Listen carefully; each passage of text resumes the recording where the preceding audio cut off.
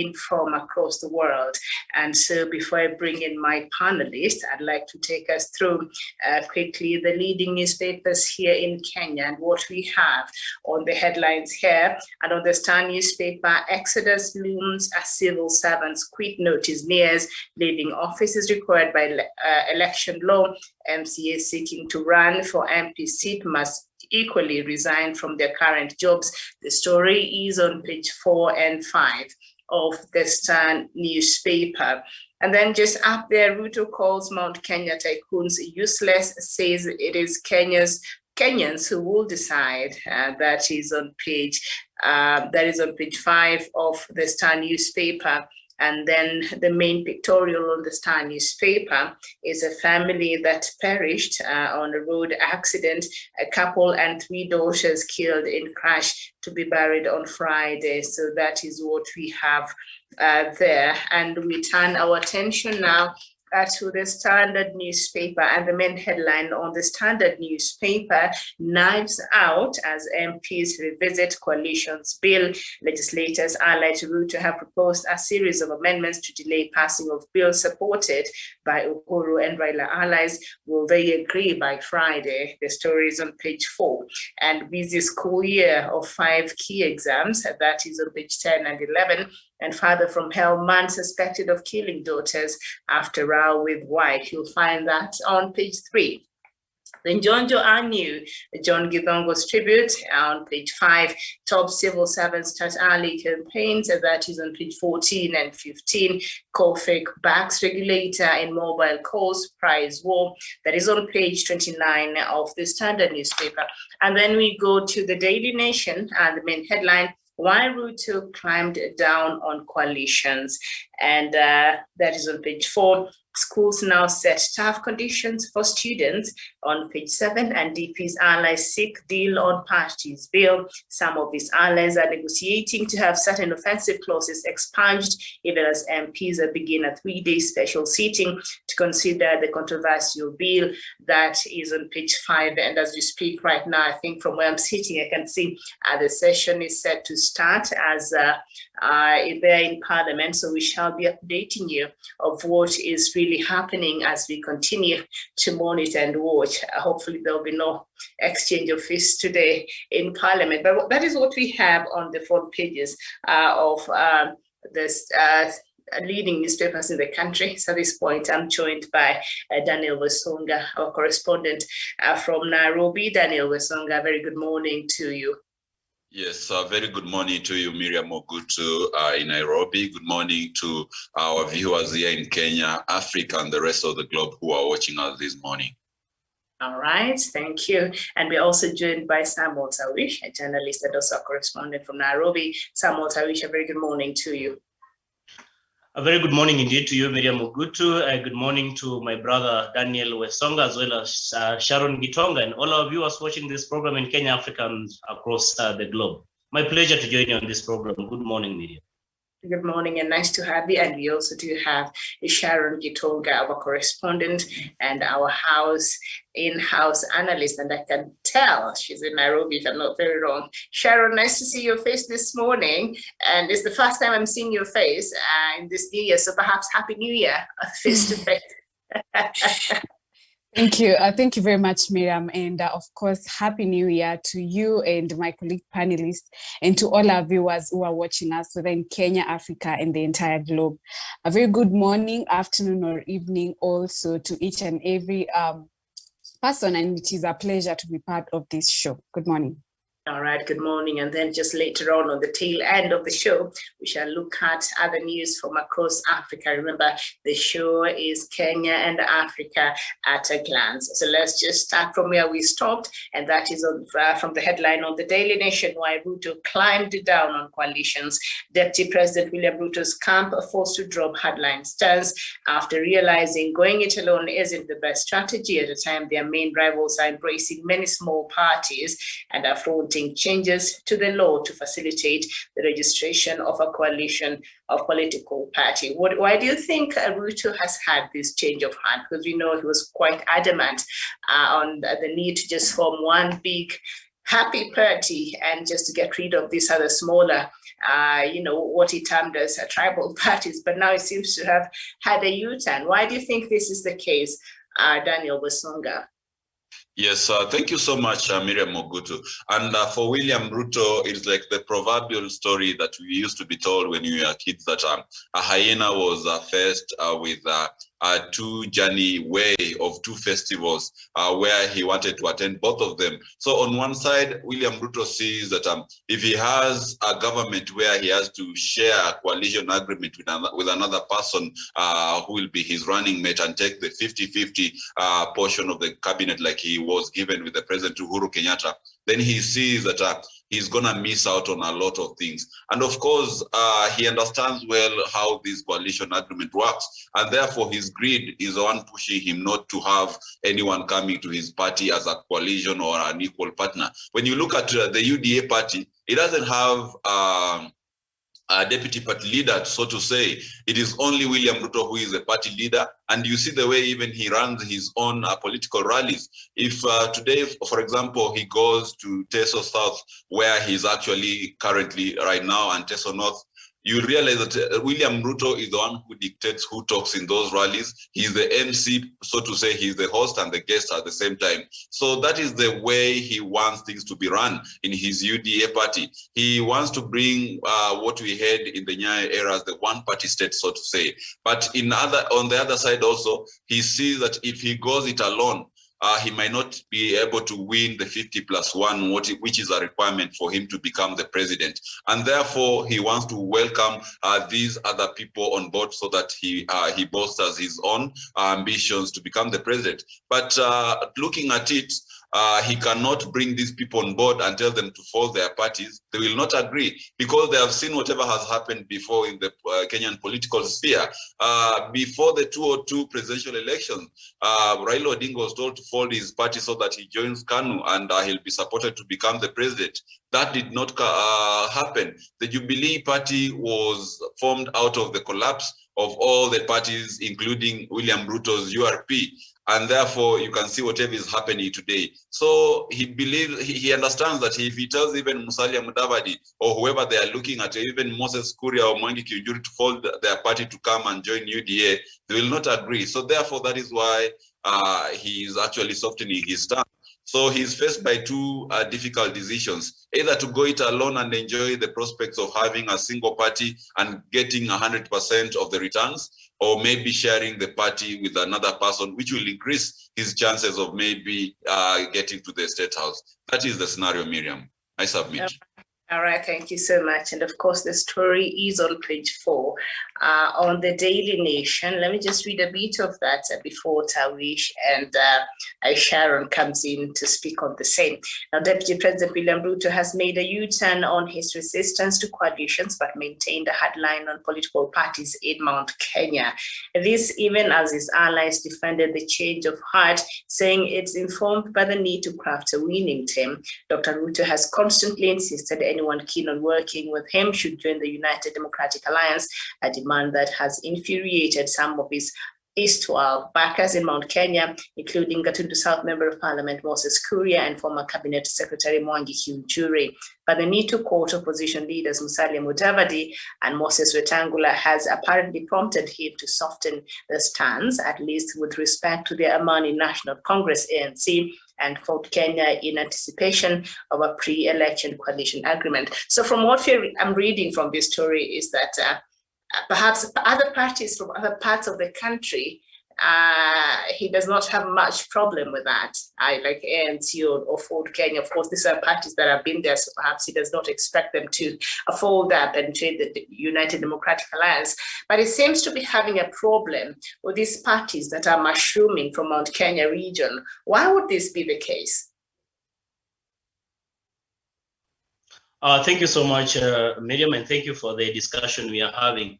Indeed, I can't agree more with what my, of course, colleague panelist, that is Daniel Sean Wesonga, has submitted, that Deputy President William Ruto is finally waking up to the reality that he cannot be able to marshal enough or substantial support really to propel him to the presidency if he has those prospects come the August general election. I'm saying this, Miriam, because, you know, for one to be able to make it and to be declared winner, first and foremost, you must be in a position to garner 50+1, just like what Sean has said. And equally so, you must be able to garner at least 50%, 25% of the half of the 47 counties. So if you are not able really to reach out to other politicians and other political parties and build a formidable coalition going into this coming election, then it's almost impossible that you'll be able really to make it to the presidency. And I think that is why Deputy President William Ruto is finally finding it necessary and necessary really to court more politicians and more political parties to come on board. Something that is really interesting, Miriam, though, is that the Deputy President has been one of those leaders castigating other leaders for forming coalitions, that he only thinks the only party that has meaning in this country is the United Democratic Alliance, one which he leads. So in itself, therefore, it really puts Deputy President William Ruto in a very awkward situation as a man who does not stand on any ideals, a man who does not stand on any principles, a man who must then have to swallow his own words, because just recently we've heard him talk of not joining coalitions with any other parties. And it's very, very good now, because the people of Central Kenya have also come up and are asking, how come that when you come to this mountain, you're saying you do not want any political, small political parties really, and to go with you in form of forming coalitions. But now it's very easy, maybe say inviting other leaders like Musalia Mudavadi, Moses Wetangula, and who knows, maybe others in the country really to form these political coalitions as we head into this year's general election, Miriam. So in itself, William Ruto finds himself in a catch-22 situation because more often he's been at the forefront fighting the formation of coalitions, and he thinks the only way is forming one formidable party. So we want to see how he's going to, of course, to gravitate himself out of this situation as we head into this coming election. But that said and done, Miriam, you understand, just like you've said, of course, we have that debate today in the floor of the House, the special sitting that has been summoned. And something that is very interesting is about this formation of coalition and the political parties bill, which Deputy President has vehemently been supporting. And speculation is also rife that in his reaching out to former Deputy Prime Minister Musalia Mudavadi, that is dangling a carrot of making him a chief minister in case he forms government in the coming general election. So it doesn't quite beat logic that the DP has been talking of people trying to create positions for the big men, quote unquote, in the country, that it's more of the five big people and not the ordinary Kenyans. I cannot now understand why he's struggling so much to even have a position or create one for any person that will be bringing on board, if at all they are going to form those coalitions. So it's going to be very interesting times. And I think this is a moment that some of these politicians really need to swallow their words, swallow their pride, and wake up to the reality that you cannot make it without forming coalitions, if at all you have a very serious and genuine presidential ambitions. I submit. Very well, thank you so much. And as you said, and I mentioned there earlier, I can see that the Speaker of the National Assembly, Justin Muturi, today is present, and he is leading that session at the National Assembly's special sitting today. And of course, the debate on the political parties bill continues today. And of course, we shall talk about that just in a short while. But let's just first, conclude with this conversation. And Madeira Member of Parliament, Rigathi Gachagua, told the Daily Nation the change of tune has been precipitated by the fact that the strength of both ANC and Ford Kenya is well known, unlike that of Mr. Kuria's Chama Chakazi, CCK, and the Service Party, TSP, of Mr. Kiunchure. So CCK, I think, won a seat sometimes back last year in a by-election. I think that seems to have bolstered the Gatundu South Member of Parliament, Moses Kurias, and he felt, perhaps the party had chances of having a larger presence, especially in Mount Kenya region.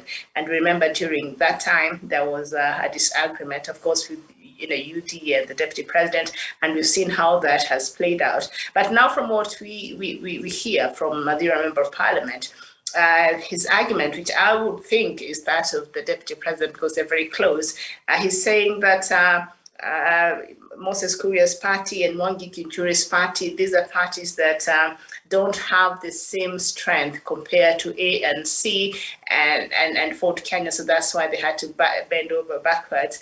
I don't know, how do you think these leaders are thinking of how perhaps they're looked at and what they're bringing to the table in their working with UDA? Thank you very much, Amira, for that question. And of course, the sentiments that have been shared by my colleague panelists. And at this point, I think it's too early to, tell smaller parties to fold their party, to fold their parties to join a certain party, because as small as it is, I tend to look at it as a mustard seed. And like, the Bible talks about the strength of a mustard seed that, grows to be a plant and later on, grows big to be a whole tree. So it's quite unfortunate trying to belittle, these kind of smaller parties. And I believe one of the key things that the smaller parties have is the bargaining power and also the influence that they carry, especially at the grassroots. And I think for the deputy president, that is something that he has really been trying to, he's trying to avoid, by going directly, to the people, as opposed, with working with different partnerships, just like, the former prime minister has been doing. And he was categorically, said that, for him, it is not about followers or the number of followers, but for him it's about partnerships, and that is what is going to gain a brownie point. And I believe that is one of the good optics, especially when you look at gaining different numbers of people. And then now coming to the deputy president, now hearing him talking about the fact that he wants to bring about coalitions, I believe, and from where I sit, I don't think for him, I think this is just a political strategy or empty rhetorics that may never come to fruition, because we've had him before, ruling out coalitions. And if anything, I believe if we will actually have to get coalition, it has to be on conditions. I remember 2 days ago, he was had, I think it was in Trans Nzoia, when he was asking the smaller parties to fold up their parties to join him. And this should really speak so much into the character of the deputy president. These are signs of a dictator. These are signs of a dictator, someone who is an anti-BBI because it proposes the introduction of more players at the high table.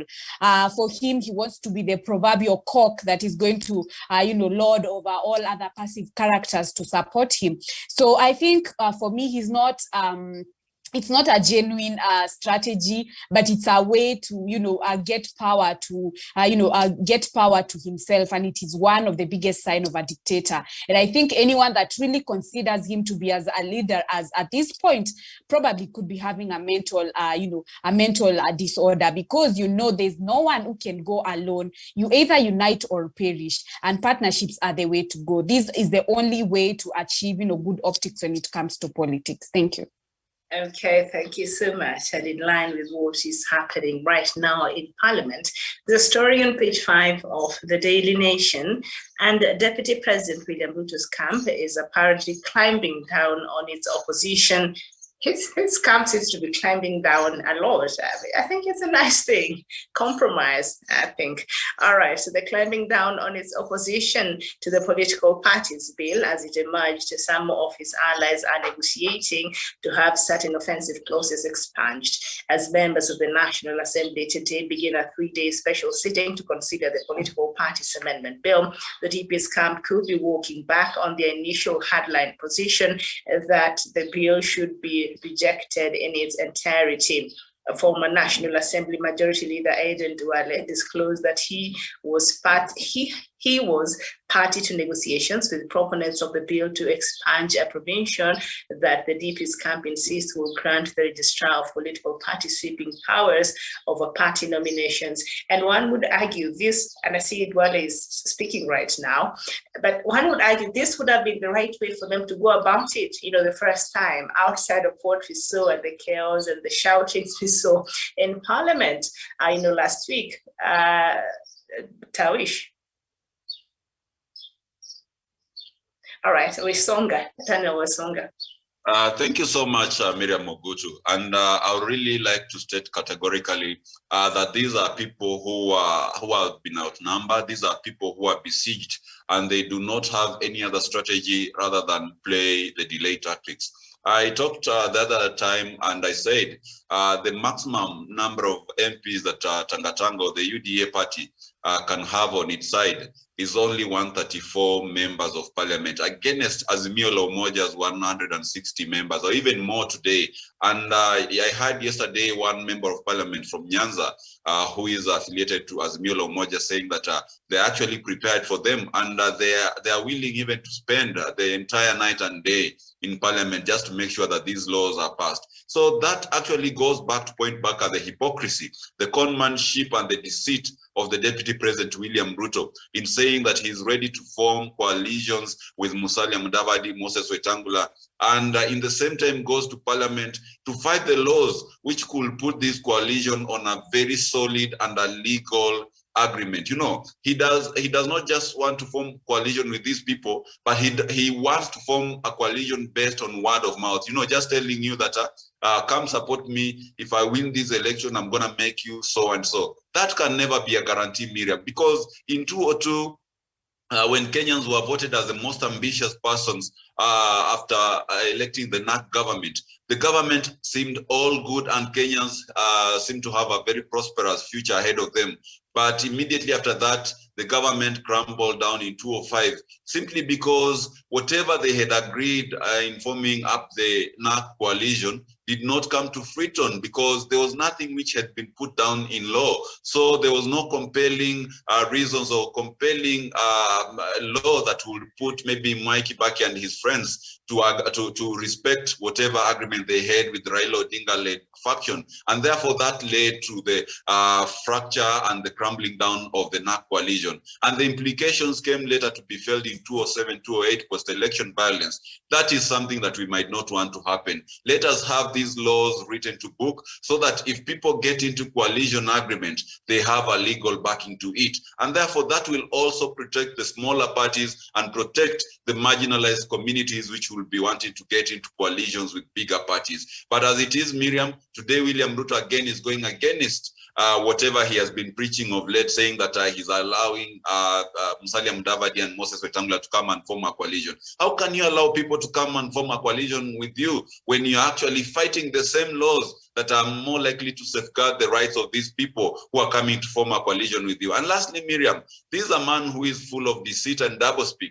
The other week, I remember him saying that he does not know of any deep state, and he is the deputy of president of the Republic of Kenya, and he's not a madman and not a drunkard, as he always says. And he said if he knew any deep state, then he will tell Kenyans that there's a deep state which will take away his votes in later this year in August. But yesterday, while in Tongaren, he said that we have a deep state which is trying to make Raila Odinga a puppet president for the people of Kenya. So you understand that this is a very, very insincere man. He's a liar par excellence, and he lives through falsehoods and taking people on a wild goose chase. So to me, I believe, Miriam, William Ruto does not mean what he says. And in as much as the debate in parliament starting today all the way to Friday is concerned, they do not have numbers. Whatever they're trying to do by introducing maybe amendments in various clauses is just delay tactics. And that is something that we should not entertain as Kenyans. I submit. Okay, thank you so much. So Dwale says that we are seeking consensus and the progress is good. I cannot tell you the details, but you will see in the House tomorrow, Mr. Dwale told the nation yesterday. So that is today. And Mr. Dwale just spoke a while ago. Right now, it is Honorable Tom Kajwang who's speaking. And by seeking consensus, it would appear the DP's camp is softening its stance on rejecting the bill in its entirety. Remember, at first, they didn't want to hear anything to do with the bill because it said that was a way the bill was meant to favor Raila, and whatever was it, whatever that is contained in the bill was meant to make it easier, for Raila, even as we prepare for elections. But now there seems to have softened that stand. Would you say that maybe Tawish, they did not read this bill initially? And now maybe they had time to sit down and read and see the content and reflect on it. And perhaps, you know what, there is some things here that perhaps are good even for us, as much as we might not like the people who are bringing the bill to Parliament. Would you say that is the case? Perhaps they've had time to go through it.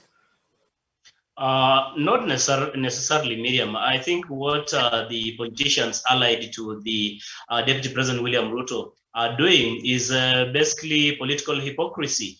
Because they are not telling Kenyans the truth. If anything, before the bill comes to Parliament, you know, it has to go to the, of course, it has to go certain processes before it is being tabled on the floor of the House, and it will be hypocritical of Aden Duale or any politicians allied to Deputy President William Ruto to come and say they weren't quite acquainted to this particular bill, and that is why they are opposing, and now they're seeking compromises and seeing how they can be able to strike any truce or any deal in as far as the passage of this particular bill is concerned. One thing they're getting to realize is that they do not have enough numbers. They cannot marshal any numbers really to oppose this bill. And for avoidance of doubt, it's not just about opposing the bill.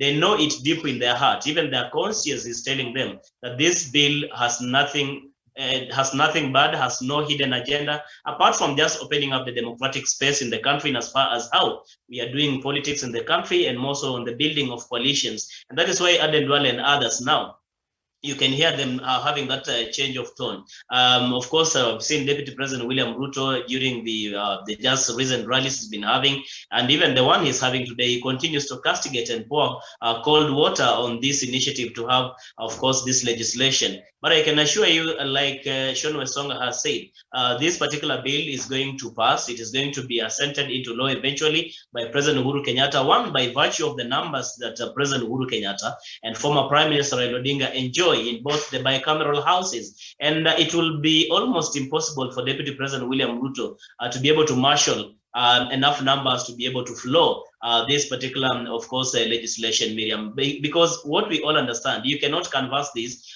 in the political rallies or even in funerals. The only rightful avenue to be able to debate objectively about these particular bills and any other lawmaking processes is on the floor of the House. And if that is what Deputy President William Ruto and his allies really know is the case, then they have to submit their case on the floor of the House and avoid the shenaniganism and the kind of sideshows that we have witnessed in the previous, of course, special sittings, especially on this matter of this political parties bill, Miriam. So I can quite tell you, it has nothing to do with them having not read this bill or the details of it. It really has to do with the high level of hypocrisy and the realization that they cannot be able to marshal numbers to be able to floor this legislation. And therefore, they have no option but just to support it, or just be bystanders or sit on the fence and wait fate to take its course. And fate in this case, Miriam, is that this bill is finally going to sail through. I submit.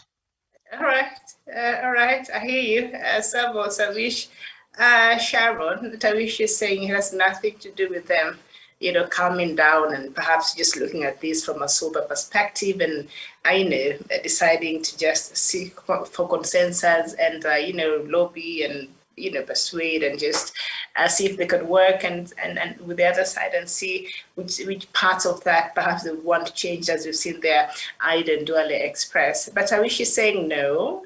This is because of their numerical strength, which they lack right now in Parliament. So they're just trying to save face. But do you think that is the case? Miriam, I definitely agree with what Tawish has said. It is more or less an issue of political hypocrisy, deceit, and also a numerical strength, and getting to a point and the realization that probably they may not be able to marshal up enough votes as opposed to the former Prime Minister. And for me, just like my colleague panelists have said, I'm also very confident that this bill is actually going to sail through, and I am hopeful that probably by January we will be able to have it, having been stipulated as a law even before we get down to the nominations, because I believe this is one of the key areas where the rubber is clearly going to hit the ground. And I've also seen, this Karen brigade having vowed to shoot down the bill, and that if it actually ascends into law, they have also offered to actually challenge it in court. One of the reasons that were being cited is having not followed procedures to the latter. And one of the key things that I had, the likes of Kimani Ichung'wah saying that public participation was not followed, but I kept on wondering, then why did they even have to front the amendment at the first place if they knew that public participation or any other procedures has not been followed to the latter? They would have actually boycotted the bill as early if clearly they understand the procedures of the law. So for me, I believe the bill is very timely, looking at how we have previously bungled elections and nominations. Daniel Osonga talked about the NAC coalitions, and I'm reminded of what led to the collapse of NASA. There are many issues. You talk about trust, you talk about loyalty, you talk about equitable distributions, because the current law at that time and even now allowed the winning party to actually get the share.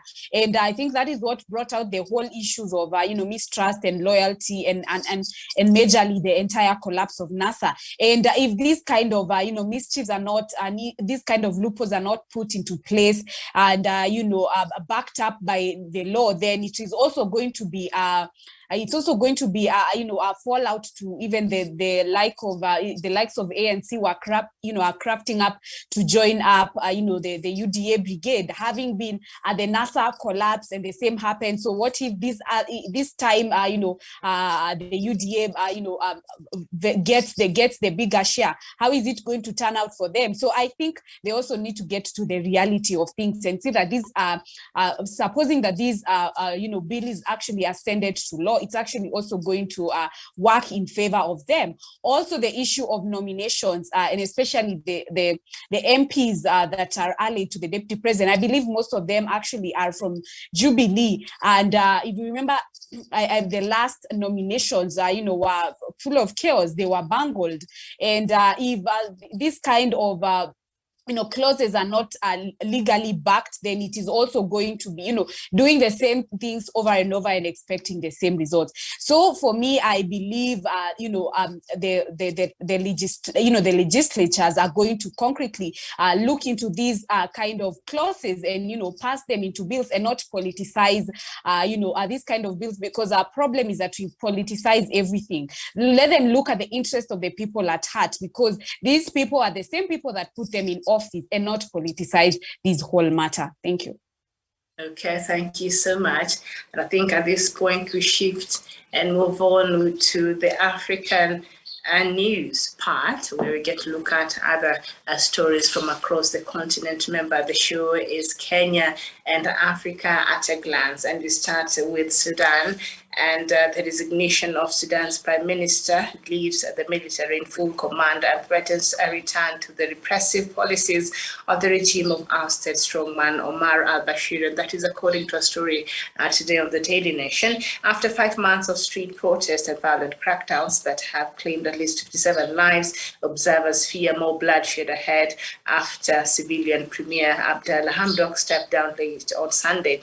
In his farewell address on national TV, Hamdok said he had tried to prevent Sudan from sliding towards disaster, but that it was now at a dangerous crossroads, threatening its very survival. So if that was the former prime minister saying that, how do you expect a normal Sudanese, a citizen there in Sudan, to be feeling, or to be, what do you think they're expecting? If that is what the prime minister is saying, that is not promising at all. Osonga. Thank you so much, Miriam Mogutu.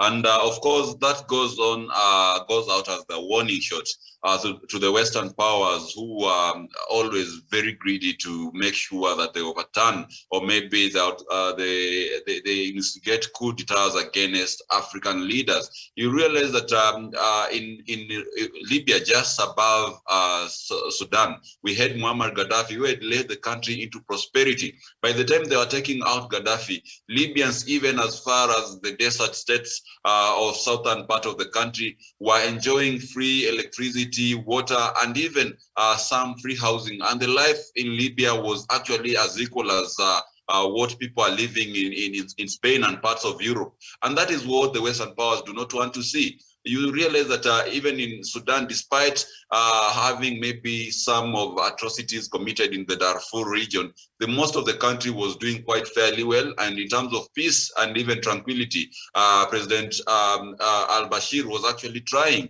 And whatever the Western powers did is to bring out these plotters of the coup and making sure that al-Bashir is thrown out of the government. And what has followed is chaos and vicious cycle of coup d'etats that are actually weakening this particular country. And in few maybe months or years to come, Libya could be in the same, Sudan could be in the same league as Libya, where we do not have security, we have infiltration of guns, and people are fighting left, right, and center.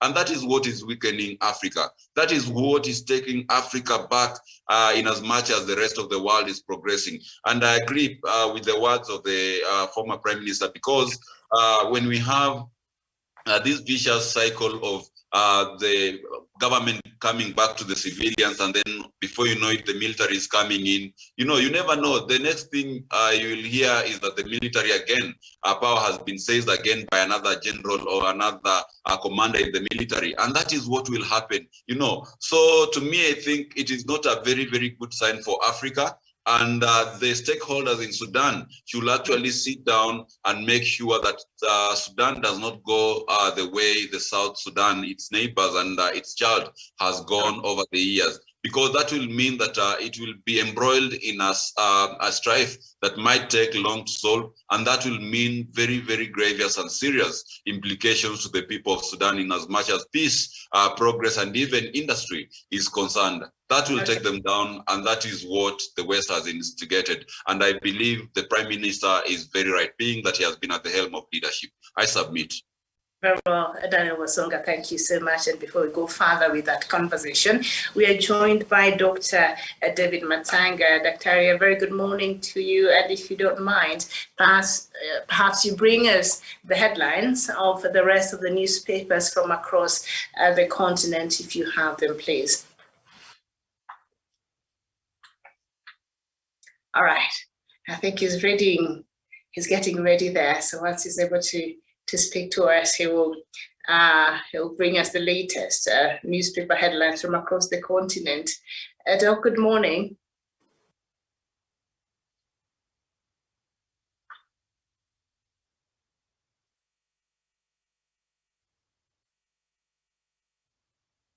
You're muted.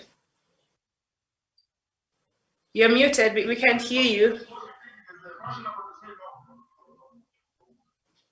Yes, Miriam, can you repeat the question, please? All right, good morning to you, first of all. Good morning, Miriam. Thank you very much. Yes. Thank you, all of you, the guests and the panelists on the panel this morning.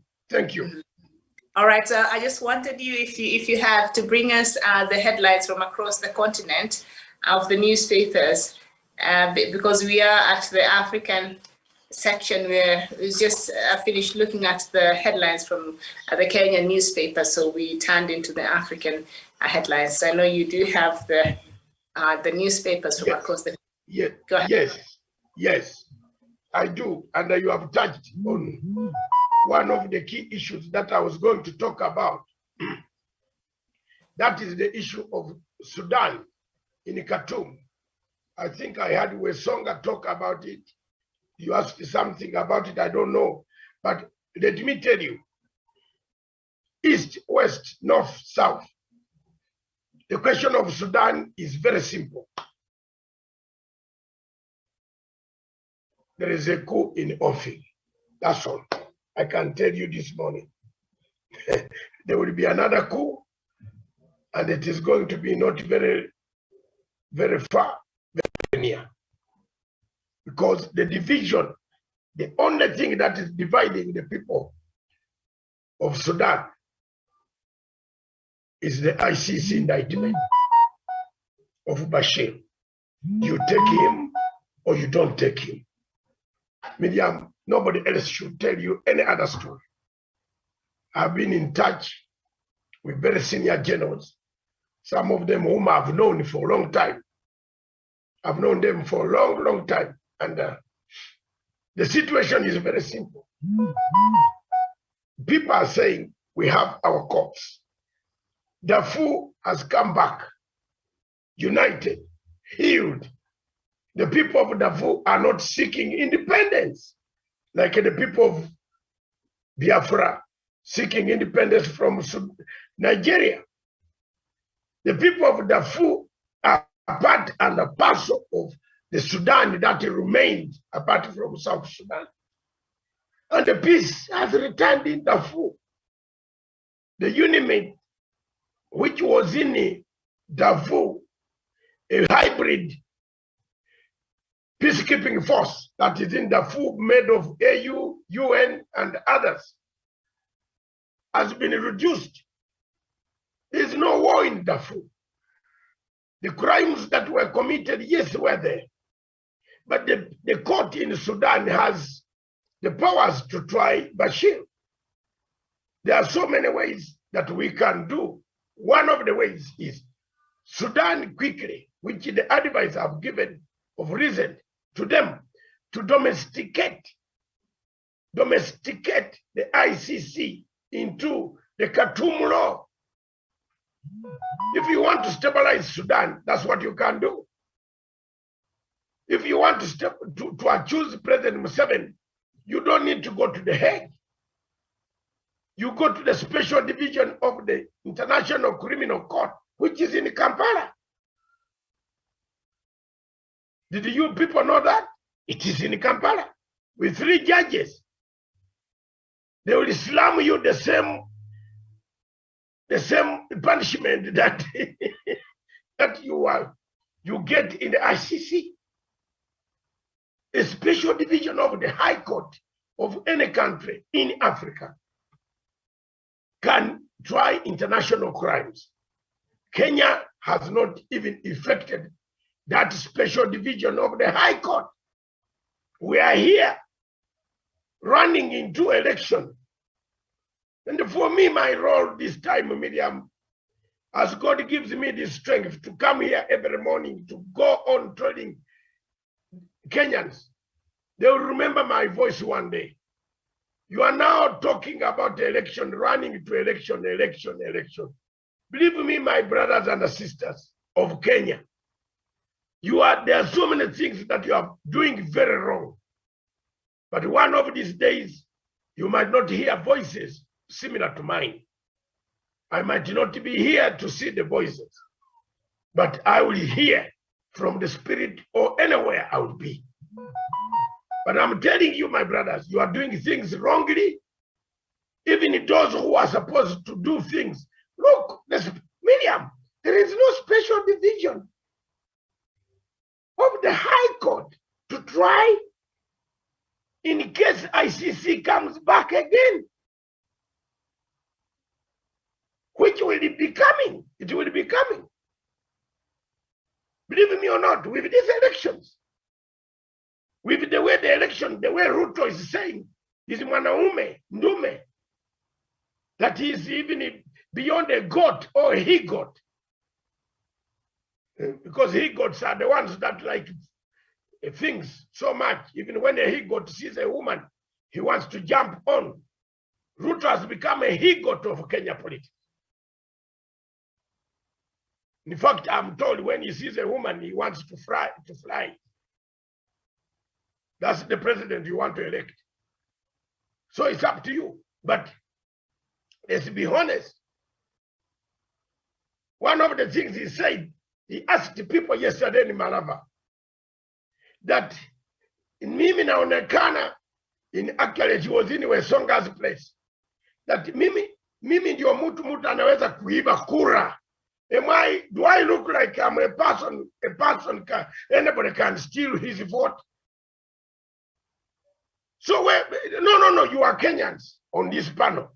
I'm the only foreigner preaching to the letter of Philippians chapter 1 and 2. The only Gentile preaching to Jews. You Kenyans, be careful. A man is telling you that kura yangu iwezi kuibiwa Not, what he has forced, he has prepared a militia. He's busy preparing a militia. That's why he's running around that region. He spoiled Mount Kenya already. He's going back to the backyard near the border to prepare a militia. Be careful about this guy. Mi nazungumza wazi, if Kenyatta is hearing me, let him hear me. I might not be here. I've been a friend of Kenyans, but I feel so sad when I see some things not going well. Up to today, Kenya has not prepared a special division of the High Court to try even the perpetrators, those who killed people in 2007, 2008. And now you talk when ICC, you are still in the ICC and Article 127. It's the same thing I backed at one of the generals. My friend, I said, if you don't want, don't ever talk to me. You have been my friend since 1994. But it's stupidity, that is you are doing in Khartoum. Sorry. Sorry. Either incorporate the law and try Bashir, because Bashir's case was fictitious. Fake documents were collected. Money was paid to fix some people. Bring the court home. Has Kenya brought the court home? Show me the judges that handle ICC cases. Show me. It's 14 years since these cases took 6 Kenyans to ICC. And now you are here telling me we are democratic, we are going for elections. What elections? Nyenye mjue, mtatafuta watu kama hakuna. Watu wawezi kuwako, mtakuwa kwa shida. ICC taingia when there is chaos of disagreement. Kenyatta will be leaving power. The only sober mind in the middle. The 2 men, none of them can concede defeat. And now you are telling me you are preparing. If you cannot even agree in parliament, jameni nyenye mniambie ya haki.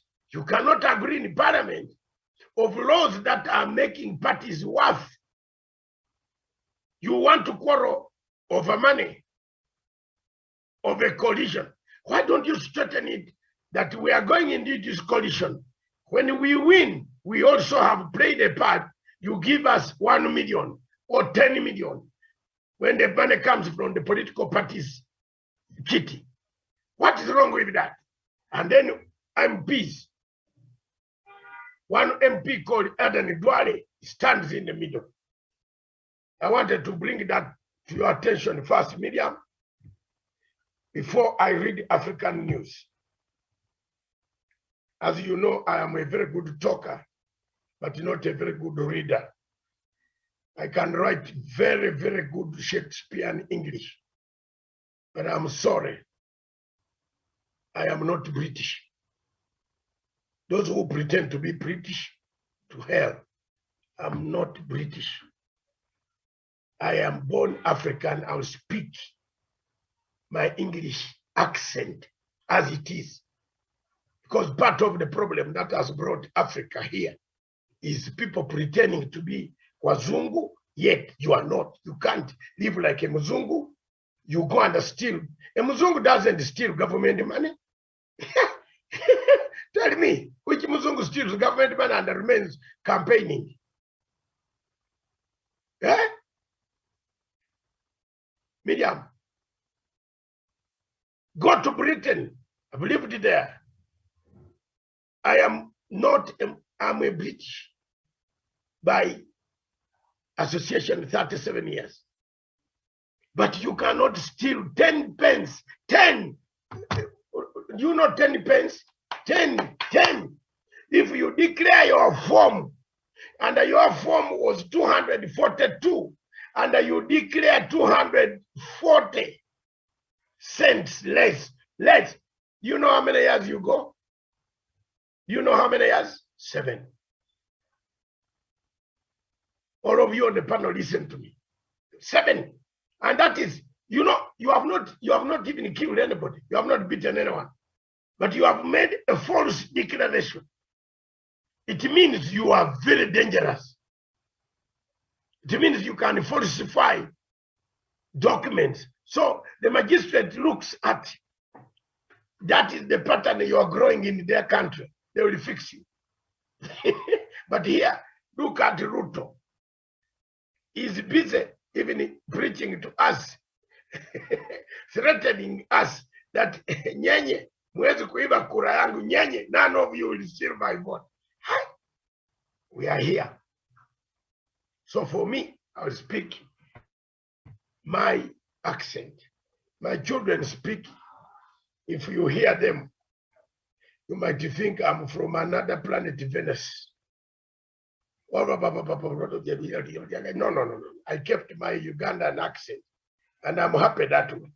In fact, this Ugandan accent made me pass exams and defeat people with first-class honors. And some of them, when they announced the name, the father of Prince Charles, the husband, was the one conferring these degrees. My name, people were biting the tongue. David Nyakorach, you know, and you walk in an audience of 20,000 hall seated. So I have no problem. Let me read the language. The younger people now who are taking over this profession, like Miriam and the others, good luck. Good luck. But for me, I'll remain with my Ugandan accent, an African accent. And at times, it serves me in very good conditions. Because when somebody asks you, do you understand this question? I say, no. And you know, such not understanding can help you in law. Do you understand this? Say no. Then they bring expert to tell you. Then, yes. But when you say yes, then you sign the document. You have now caused more trouble. So thank you very much. It is coming to 11 o'clock this morning. And the African news are as follows. I will just be very brief, and I've sent them to everybody. And perhaps, Tawish, you have the news. You are better English anchor. You can read them, the headlines of African news. Tawish or Sharon, I sent you the African news. You have them? Yeah, if you can look at them. Oh, Sharon, I did send you the news. You can read the headlines. We are only interested in the headlines. But let me kickstart as you are looking for the South Africa, the Daily Dispatch. Top schools demand pregnancy drug tests. Pregnancy has been a menace across the African continent. After COVID-19, most of the students went back home. And a lot of pregnancies that have been done during this COVID, children still sitting at home. Now schools in South Africa are saying, oh my God, we need tests before children come back to school. In Zimbabwe, the Herald, frontline health workers frozen out. It means workers seem to have gone away. There are no workers anymore. So I don't know how the situation will evolve. That is the Herald in South Africa. No, that is Zimbabwe still, yes. No, South Africa, the Herald. The blue one, the one in Zimbabwe is red, the Herald. This one is the blue one of South Africa. The citizen in Tanzania said Samia breathes fire as a reshuffle rooms. President Samia is reshuffling her cabinet. She took over a cabinet, she formed a new cabinet after the death of Magufuli, but it looks like it is not performing. Those are the type of things that presidents have listened to. They come down and listen. If people are not performing, you go home. Don't do reshuffling. Do a big reshuffle that brings in new blood to keep your government working. The daily news. Samia, it is 2025 straight. I think the elections in Zimbabwe, in Tanzania, will be around again that time. I don't know when they will hold an election, but more details, let me see. But from my phone, I cannot enlarge the reveal the motive behind mounting criticism, writing and on the wall for detractors hints a reshuffle. I think it's because 2025 is when they will do another elections. Yeah, they did an election. Magufuli was just 1 year, a few months in election, isn't it? So they will do another one in 2025, isn't it? 5 years. So some people are beginning to undermine her. And this is really the African type of politics.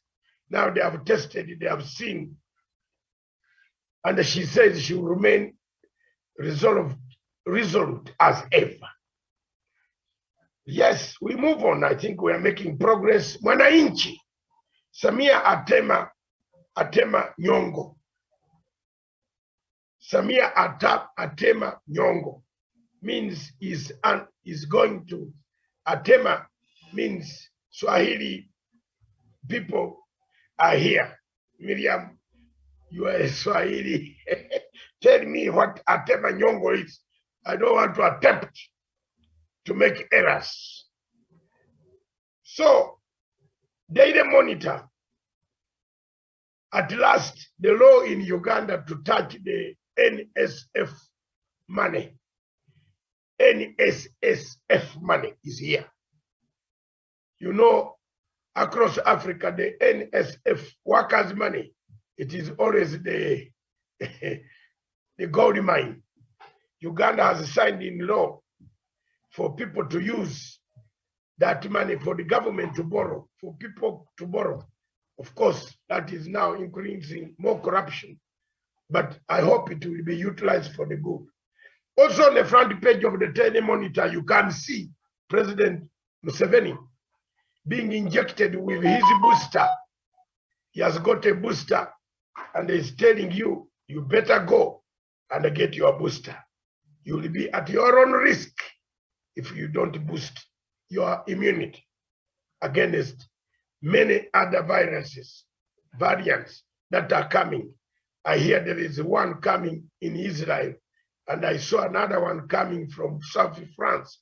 So we don't know why can't scientists, if they are able to go to the moon, am I being seen better this way, Miriam, now? Brighter? Yes, thank you. If they are scientists who can go to the moon, surely, Miriam, if they can go to the moon, why can't they go and find where how many of these variants are? I leave that to the panel to discuss. Because every day we wake up, we finish this one, another one is coming. Israel, they have already started vaccinating people on another variant. Now, I don't know how many of these are there. Miriam was the other day talking about very many of them. you know their figures is alpha, omega, CG, what you talked about. So you will tell us more as we go to move in the similar topic. It's a similar topic, elections of Kenya. We are going to end up there. Museveni signs NSF bill. What next? Borrow money. Take money out of that. It has billions and billions. People have been, saliva has been coming on it. Now, at last, there's a lot to take it. And on the front page of the New Vision paper, he has now the right, that is from Uganda. Another paper from Britain, United Kingdom, Her Majesty's Kingdom and Her Majesty's country. Johnson admits NHS could be overwhelmed in the coming weeks.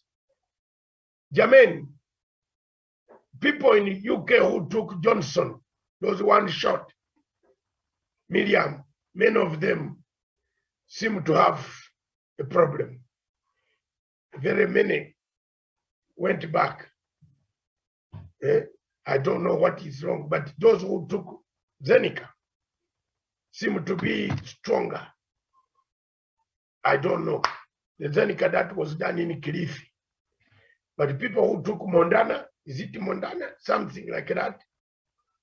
I have one of my daughters, she took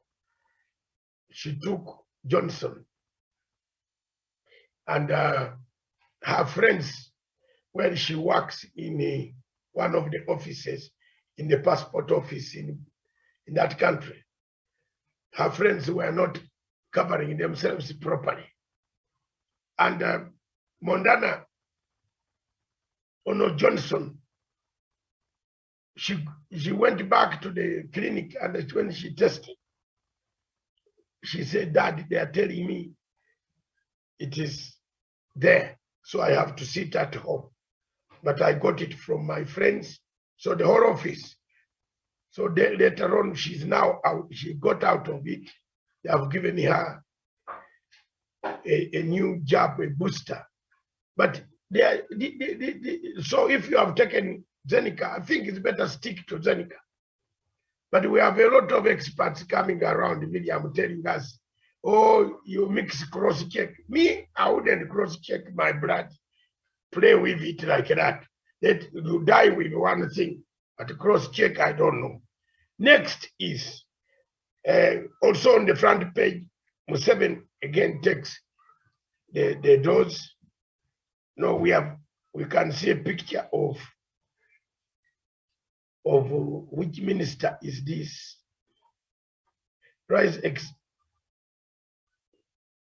The rise and extraordinary fall of Elizabeth Holmes. Elizabeth Holmes, judge cast out on Princess Court plea. Hey, there are too many things here. Now, the Daily Telegraph talks about testing rules to be relaxed to resolve staff shortages. People are not going to work in Britain. In Zimbabwe, the paper said new tension as ZANU-PF factions meet. It looks like African politics plays a part everywhere in Africa. Another one is growing. Daily News of Zimbabwe says government beefing up COVID measures, which is very good to make sure that people don't get caught up. The last paper headlines is AFCON 2022.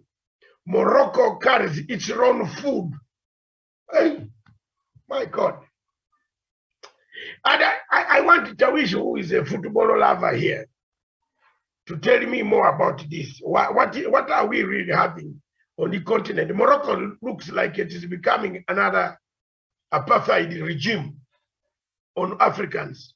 It casts doubts whether Cameroon has food, good food for their players to eat. That is very, very, very demeaning.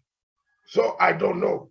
And then in this AFCON, the football match which starts on the African tournament, which starts on Saturday. Is it Saturday? Miriam, is it Saturday? I've not looked at, yeah. It starts on Saturday, I think. Morocco, it says they had to carry their own food.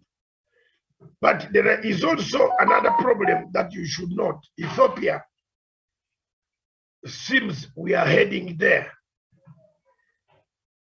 I hope they will remember our silent role that we played. They seem to be going to sign an agreement somewhere that will stop hostilities. Thank you very much, God. Thank you. We Gentiles, we speak to Jews. That is very good for me. I'm happy, Miriam, that Ethiopia somehow, some tentatively peace, silent diplomacy. And I want to applaud President Uhuru Kenyatta for the role he has played in making sure that behind the scenes, he has pulled a lot of strings. Thank you very much, His Excellency President Uhuru Muigai Kenyatta. You have done it, continue doing it. Africa loves you. Last one is, can these football matches take place in Cameroon, in a place like Ebua, where rebels are a few meters away? So the rebels in Cameroon have said, my friend, bring it on, but you are not going to have very good time while you are here. So, Miriam, I just want to ask you one question. If it were you, a player, would you play football in Boa?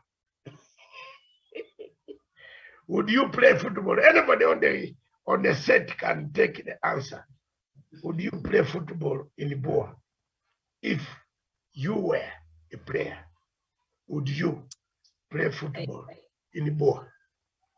I'm not sure if there are any matches that have been organized that will be played around that place. Yes. Group C, isn't it in Tawish? There's a group there which is playing in Boa and the coastal city. Yes, they are there. Let me tell you the group. It includes Mali, Algeria, something like that. So they are saying Allah. Anglophone region. In the Anglophone region. Yes. Okay, then perhaps the Cameroonian government has ensured there's adequate security, because I don't think they would put all those lives in danger like that. I'm sure they've organized for security. Otherwise, it's a very restive, area as we know it. Yes, absolutely, Miriam, and I think I agree with you. The government of Cameroon, because by the time, of course, they arrive on having these games or matches being played in Cameroon this time around, they must have ensured that there's going to be adequate security. But I think the concern that just allow me to finish, Dr. Ari. I think the concern that Dr. Ari is raising is that there will be there's likely to be anxiety and panic more so amongst the players and also maybe the supporters of various teams that will be playing, especially in that restive region. But as to whether maybe there's any potential or likelihood of any maybe security threat in that place to take place, I don't quite think so, because government must have ensured there's going to be adequate security deployed just to guarantee that the tournament is going to go on undistracted. Mr. Tawish, you have made your point. If I could just chip in. Yes, I really want to ask Tawish and Miriam. Today, if there was maybe a team building for Punchline Africa TV and Dr. Masanga tells you guys that we are going to hold it in Mogadishu, I don't know whether they will go or maybe they will be a bit hesitant and their family will advise them to rethink on that. Despite the fact that we have reports that there is always peace in Mogadishu. How could we go to Mogadishu? And we have northeastern province. Yes, that is exactly the case. Why would they go to that particular town where there are rebels and not go to a place where there is some peace? And I believe Cameroon cannot, Cameroon is a failed state under Paul Biya. It cannot guarantee security. It just reminds me of some journalists from Canada who went to Kismayo saying that Kismayo is peaceful. Now she was going to show the city to the world and welcome in more Somalis from abroad. And that was the day the rebels, the Al-Shabaab militia hit the hotel with 2 grenade attacks and she was no more. Dog. No, let's listen from, no, let's listen. Miriam, wait. This is a good argument. Let's listen from Sharon Gitonga. Well, I think I tend to be on the lenient side, as much as I'm not a fan of football. But when I look at the state of security in Cameroon, as we speak right now, I don't think, Wesonga has said Cameroon is a failed state. You've highlighted before about, the character that is or the character that, you know, Paul Biya actually oozes. So I don't think he would really think about the security of the people. So for me, I think I tend to agree with what Daniel has said. Doc, let me just ask you a question, Doc. Do you think maybe perhaps this is for the government of Cameroon to organize, you know, part of this tournament to be played in that part of the country that we know is restive for the last God knows how many years? Do you think this is a political statement? Because there has been, you know, information coming that, you know, there's a humanitarian crisis, things are not okay, schools are closed, and there's no proper life going on in there. So perhaps he wants to show the world that that is not true, that maybe it's, you know, is it a political statement? First, thank you very much, Miriam. A political statement over my life. Which one takes president? I'm asking all of us. Katawish is here. And it's Paul Biya. He thinks sometimes. Let me read. Some of the armed groups have vowed to disrupt, and this is serious. This is not me. It is here. They have vowed, the teams that are in Bua that are going to practice and do their training in Bua are Tunisia, Mali, Mauritania, and Gambia. And these groups who will play in Limbe and Bua, I can draw you the map of the Cameroon now. This is a seaside. Like a city like Limbe is a city like Mombasa. I've been there. Ask this boy who has moved in the world. So in Limbe, you practice in Bua and then come and play in Limbe. Now, while you are practicing in the morning, the rebels arrive. Will you play football? Will you play football? Tawish, where you man from Leicester who came to Liverpool, will you play? That is the truth. And then we go further. The human rights groups, not Matanga, they say, who will play in Limbe and train in Bua, the seaside resort and the capital of Southwest region, respectively. Bua is the seaside resort with Limbe. Those are very near each other. So how do you train when rebels have given you a warning?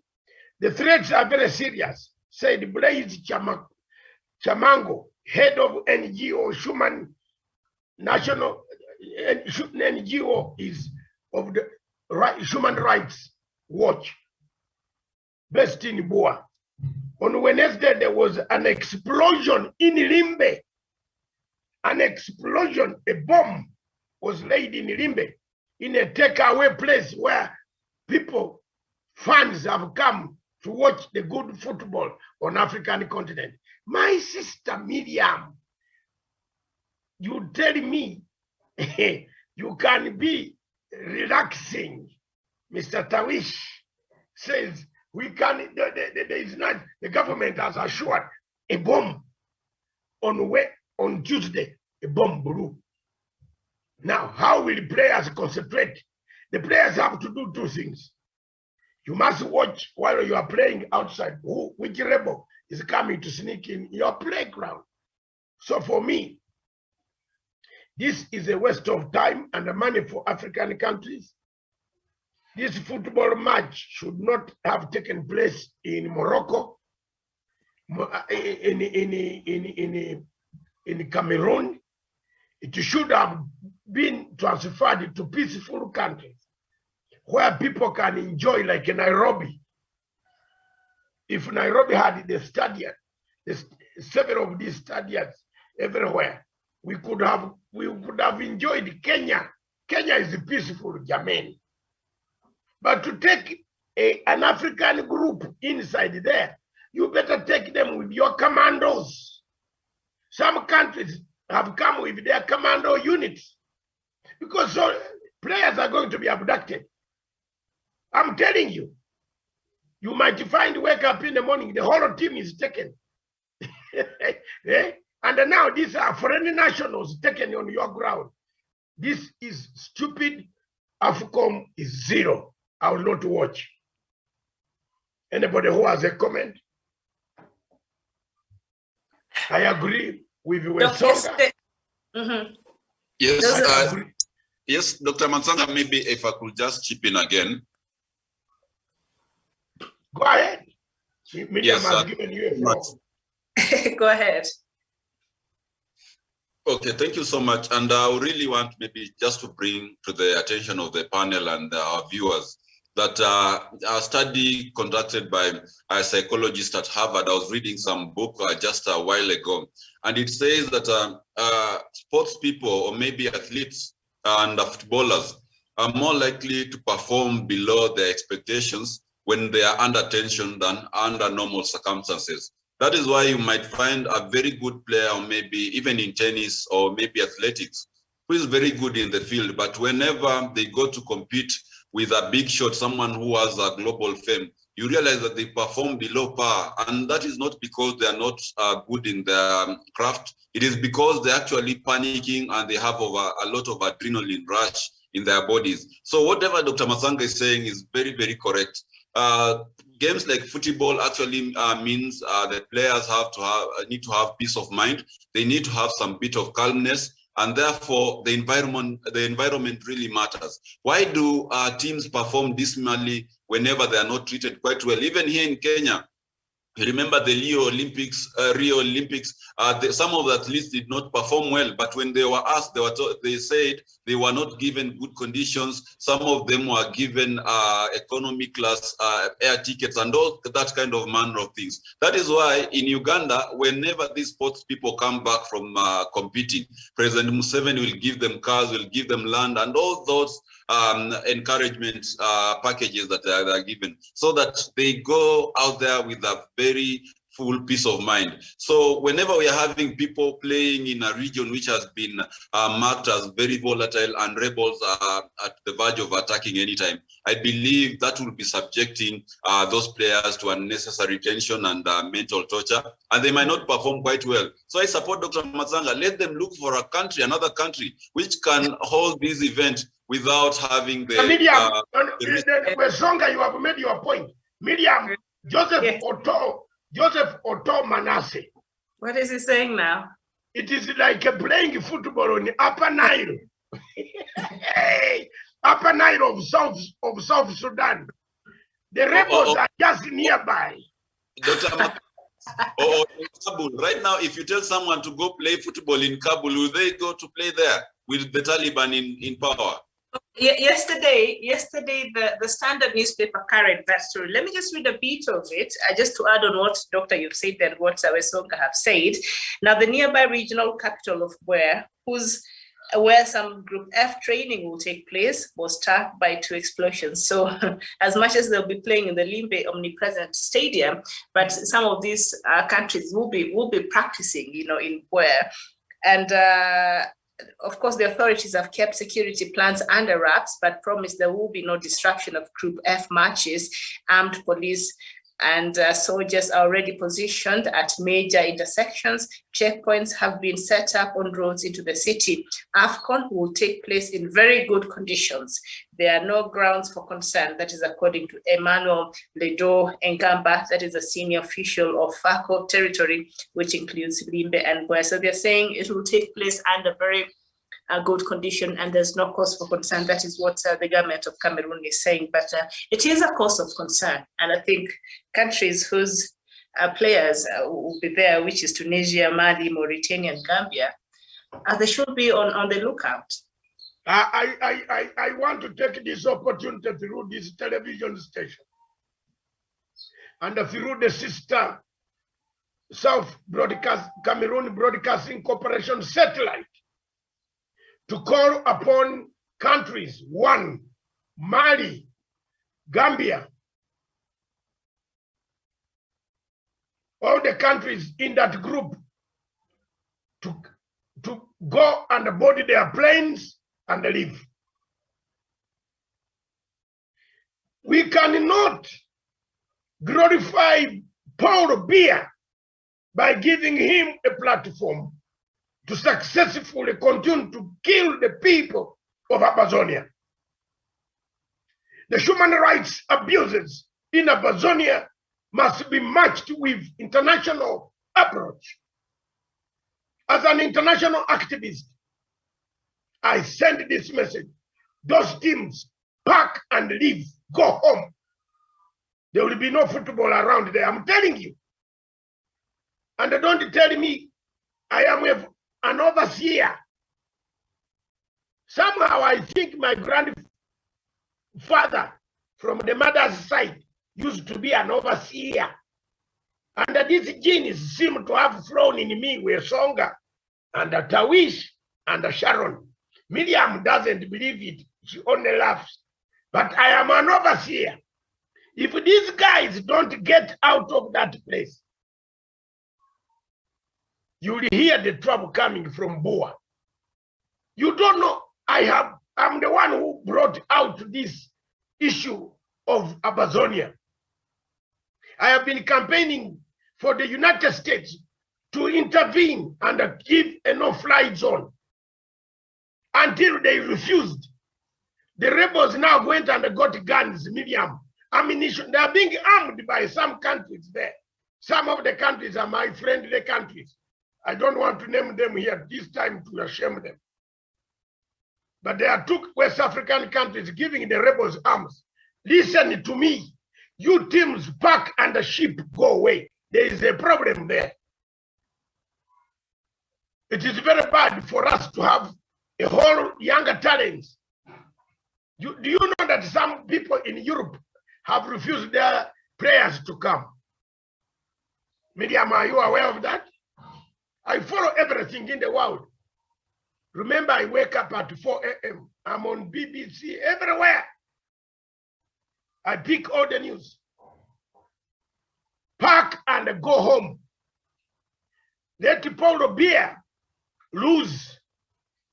You cannot give a 42-year-old president who sentences people very early in the morning at 5 a.m. to life imprisonment without parole, without trial.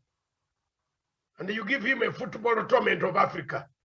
My television, in fact, I want to break it. I don't want my television to show that football here anymore. I'm a football lover, a very good lover of football in Africa. My team is Liverpool. And I don't want my player from Liverpool, from Senegal, to come back and play there. Please go away. I don't want Mohamed Salah to play for the sake of Africa. This guy should let go. This guy should get out with his wife. This man has molested, has killed so many Cameroonians. He has slaughtered English-speaking Cameroonians because they speak English. And we are here, Africa, African Unity, Organization of Africa, African Union, my man. What? People are dying. There are women and the children who have never seen peace for the last 6 years in the bushes of Amazonia.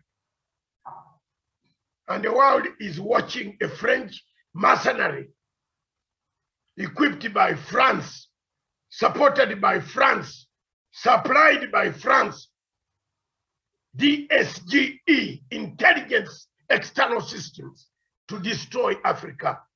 They are in Cameroon. When Paul Biya is about to die, he's going to die lastly in France. Have you ever seen Mobutu being brought back? Did you ever see Bokassa being brought back? Did you see any leader from the French-speaking country? I'm talking to you, my people, the Jews of these places. I am Paul. Philippian letters 2:1-2. I'm talking to you, the Jews. Do you see any French-speaking president dying in Africa? Keita was told to go to Saudi Arabia. Konde has been told to go for medical treatment. Mobutu was told to go to Morocco. Idi Amin was told to go to Saudi Arabia. Tell me. Then you give them a very good uniting culture. The football. A football is a uniting sport. And you give them to host on the blood of the people. The blood of the people of Cameroon. The people of Amazonia. You give them to host. I'm telling you, those teams, I'm telling you, Miriam, you and I and Tawish, we have physically interviewed the rebel group commanders. I have interviewed them on this television station. I'm telling the truth to you. It is not me fighting on the ground. It is them. They came and said, interview us. I interviewed them for the world to know. And there's one super country in the West African state giving them arms. Yes. They are going to abduct those 3 players. Senor, it is 2 weeks. You wait, you'll see. So if I were these countries, pack and the ship, go back with your players. Look for another country.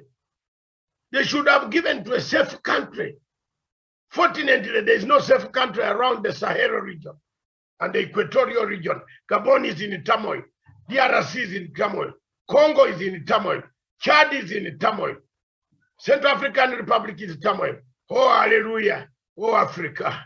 Oh, Africa. Thank you very much. If there is anybody who has a Miriam, can you talk again and support the football man to go play, take place in there? You have been supporting it. Support again after hearing it. Tawish, where are you? You are quiet. Support again. Support it. That they will hold it there. It is government and that. Government? Rebel. I have been in those rebel activities. I know. My friend, one rebel can disorganize the whole town city of Nairobi. One rebel like this.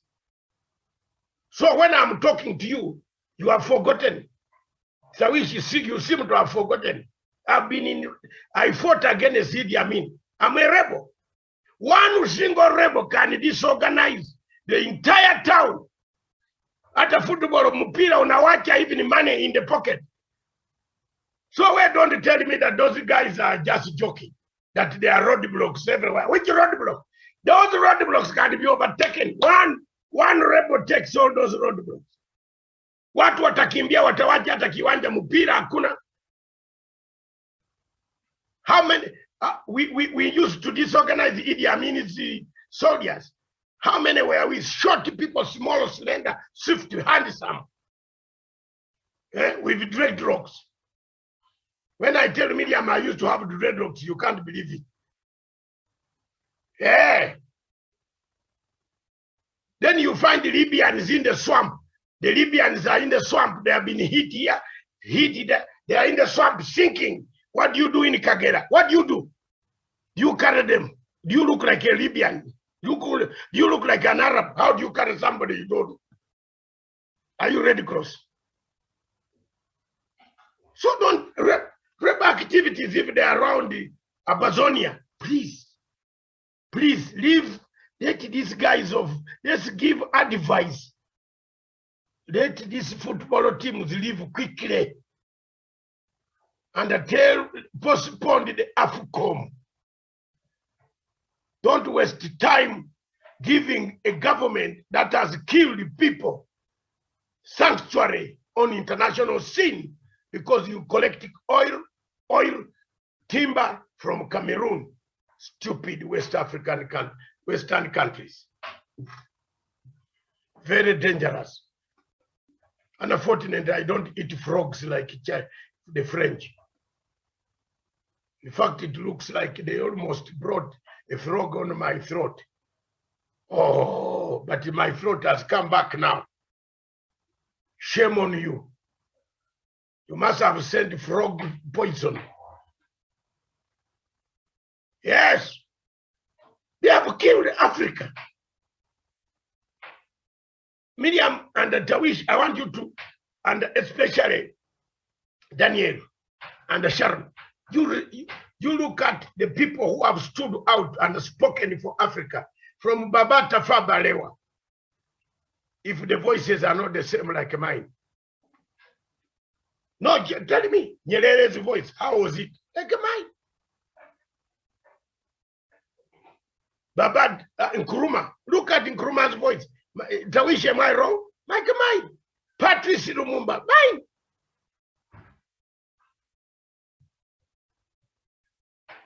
I can give you more examples. We speak, the voices like mine are the ones,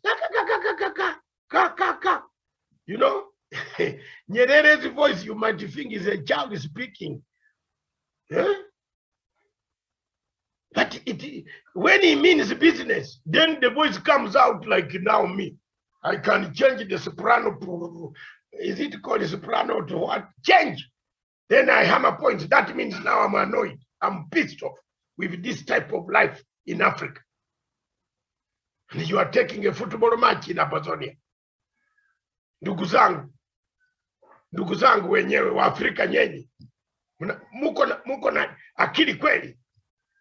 How do you take a football match in a place where rebels are in the forest and the field is just a few meters from the forest?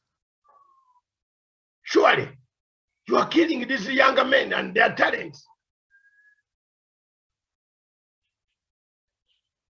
It is like, I agree with Manasseh, who says it is like playing football in Upper Nile in South Sudan.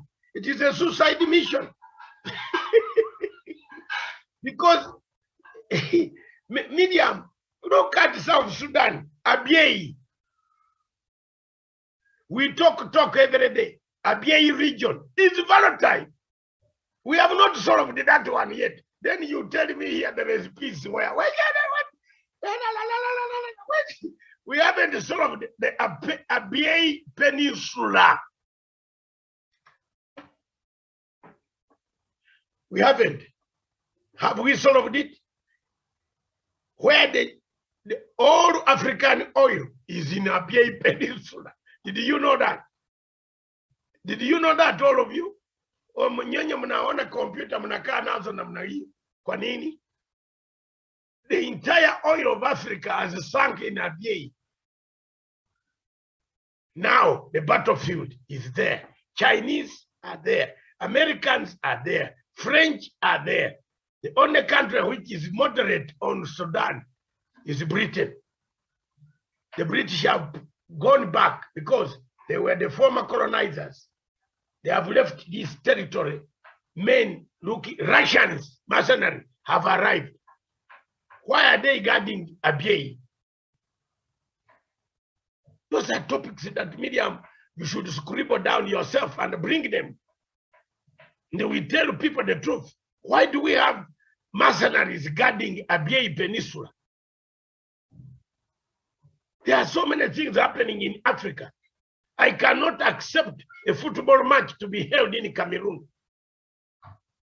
It is an abomination. I will not look at those matches in my TV. In fact, I can break it down today and buy another one after the match is over. Because you are killing the people of Cameroon, of Amazonia. A president like that one in Africa should be told that the killings are too much. You have reached a degree of killing. But you can kill, but time is going to come, we shall punish you. This was when Africa should have stood up, Miriam. But because we are not united, because we have an African Union, my dear sister and my brothers, sisters and brothers, we have a very poor African Union which has been captured and is rented. Actually, don't use the word captured. We have rented it to the French. I don't know why my president and my other presidents waste time that flying to Addis Ababa. It's a rented headquarters. The Fulani guy there called Muhammad Faki, who helped to kill Idris. You know, he was part of the scheme that killed Idris. in order to take over power in Chad. I've never forgiven him. Never. Never. And by the way, his 4 years are ending soon, so I will be welcome in Addis Ababa. And by then, Dr. Ahmed Abe will be gone out of power. Yes, power matrix works. I am an overseer. I'm a Mugo wa Kibiro. Miriam, thank you very much. Back to you, Mama. Back to you, all of you. I think we'll simply continue with the topics after a break. There is an African lady in the States, in the United States, who has dedicated a song through Professor Gerard Onyari. I want to you, Professor Gerard Onyari, wherever you are, my brother, my younger man. I can't call you. You know, when people say, oh, Gerard is big, they think he's older than me. No, I am older than Onyari. Professor Gerard Onyari found a younger somebody who has done a very good song. And I want my African brothers, as we switch on to this song, as you listen to this song, ye Kenyans, a legacy song for President Uhuru Kenyatta, the legacy trend, how Uhuru Kenyatta and Raila Amolo Odinga have been able to bring about changes of handshake, and how Africa is starting to unite to get rid of people like a Paul Biya. Get out of power. You have ruled Cameroon for 42 years. Your brain can't work anymore. Please get out. Thank you very much. Let's play the song dedicated from the legacy trend of Africa to the people of Kenya, from the Gentile to the Jews, according to the letter of the Philippians 1 and 2. Miriam, don't laugh about this. Yes, I've become a preacher. By the way, what song have you found out? Philippians 1 and 2, what does it say? So thank you very much. Africa must stand. People in Biafra are dying. The Fulani killing Biafrans. The Yoruba dying. We must speak about it. In Kenya here, President Uhuru Kenyatta is trying to strengthen, to bring up harmony before we talk of elections. That is the next preparations for 2022 elections in Kenya. On course, on Bape Road, or fraud. I'm always very candid, fraud. And I will speak my mind. Thank you. Play the song.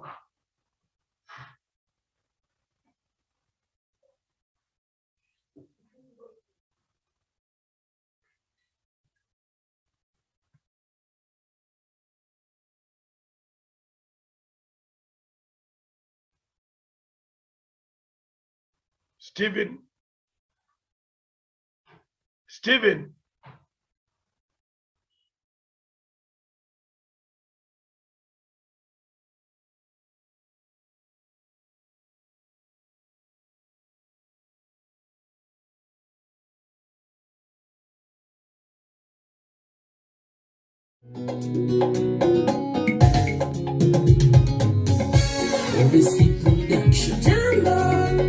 Jambo bwana, habari gani? Nzuri sana. Wageni wakaribishwa Kenya yetu, hakuna matata. Kenya nchi nzuri, hakuna matata. Nchi ya kupendeza, hakuna matata.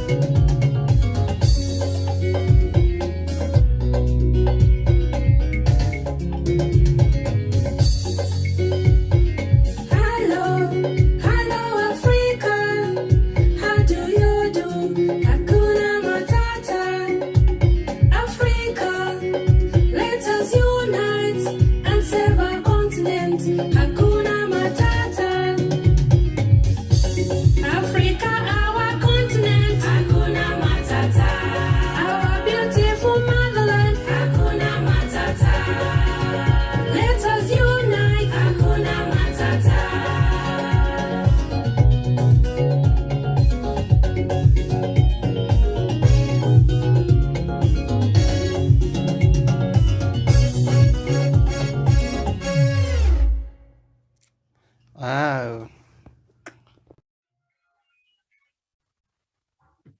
Thank you very much.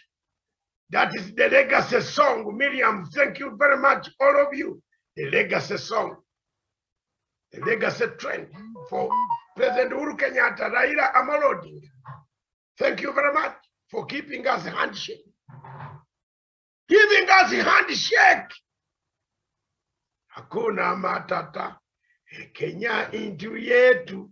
Hakuna matata. Miriam, you can say what I used to be a very good singer. But Sharon, why are you not commenting today? Because look, Miriam is hitting me. I know all your signs. I am a good singer. Thank you very much, viewers. And haven't I tried? That song brings us to a new topic this morning. That is the elections of Kenya. Are they preparations? Are they on course? A flop or flawed?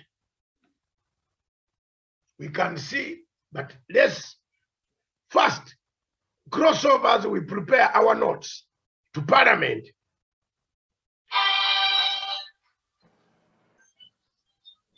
To see what is taking place in Parliament today, right now. I'm seeing the Parliament is in chaos.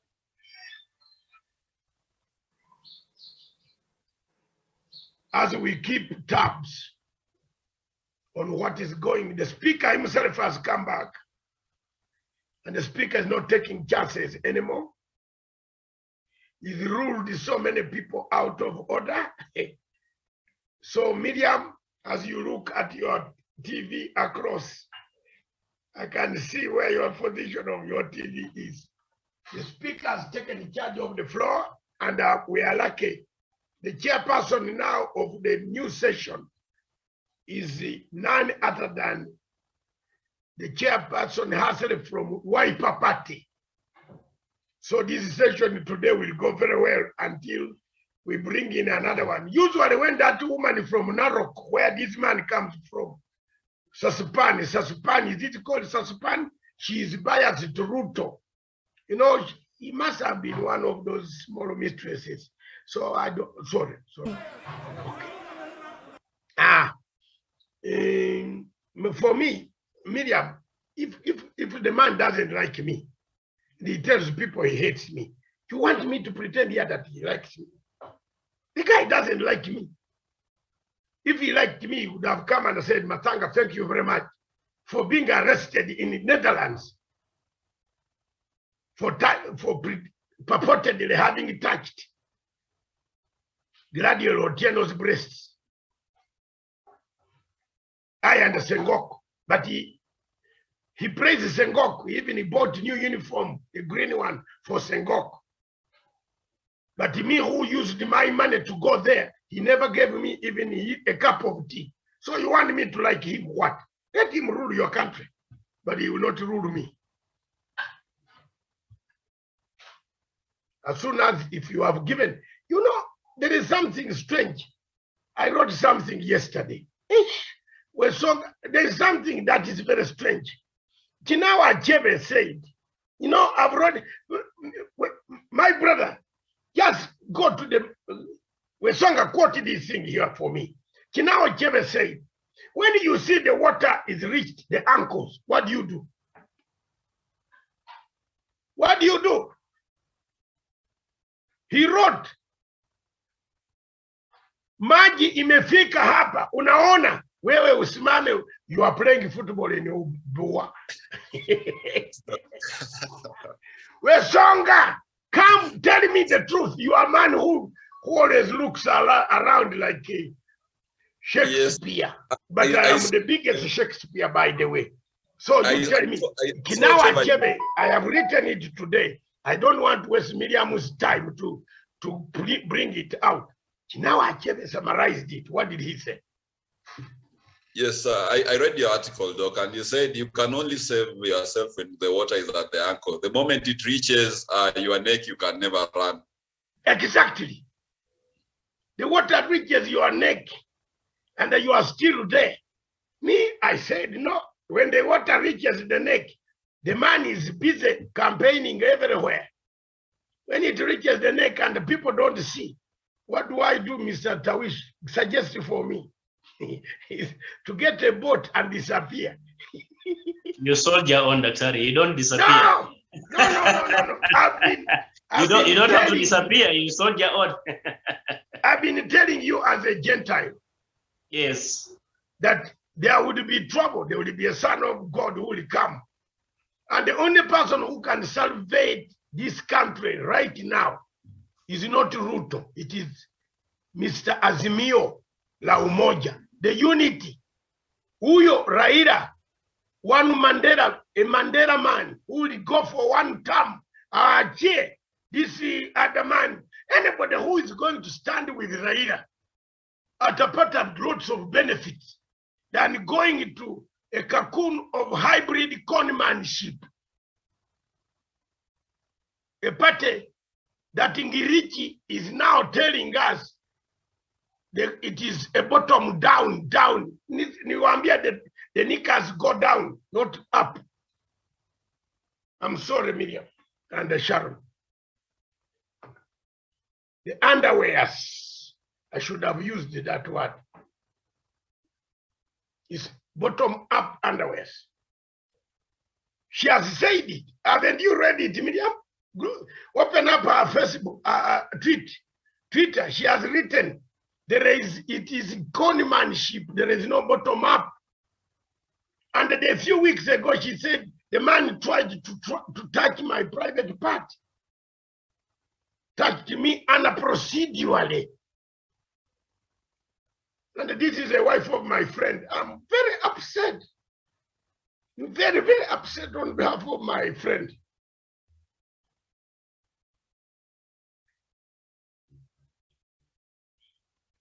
So thank you very much. Miriam, start us on now. Oh, is the parliament? Are people fighting again? They're refusing for the leader of majority to speak. So chaos has started in the parliament. So let's switch on to parliament. Let's switch on and see what's going on. It's quite unfortunate what we're witnessing right now.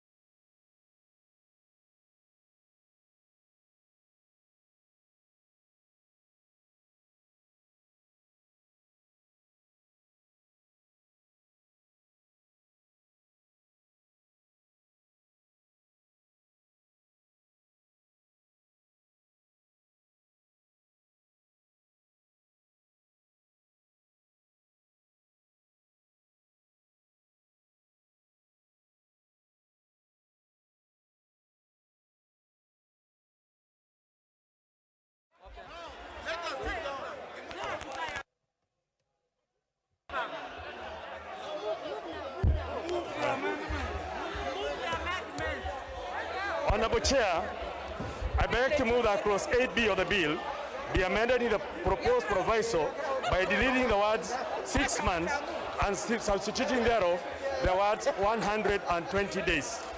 And the import of this bill is to accord the timeline to also be synchronized with the nomination of members of parliament. Honorable Speaker, I beg to move.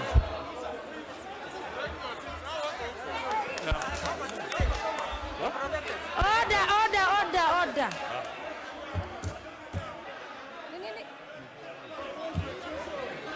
Propose. Abu.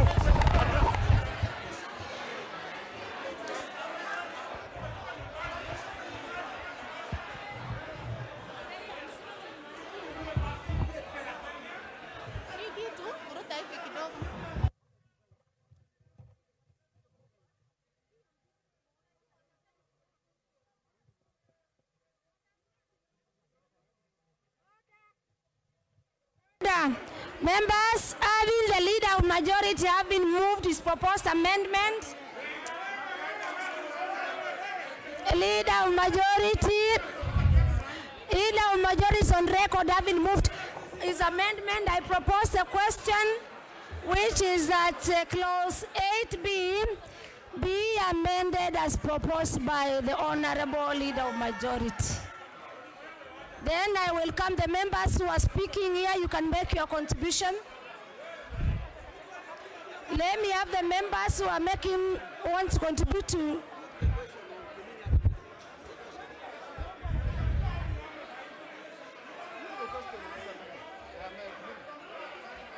Now we have no interest for a member speaking to this, and I move to put the question, which is that clause 8B be amended as proposed by the leader of majority. Members, as many as are visible, say aye. And as many as have a contrary opinion, say nay. This is very clear to me that the ayes have it.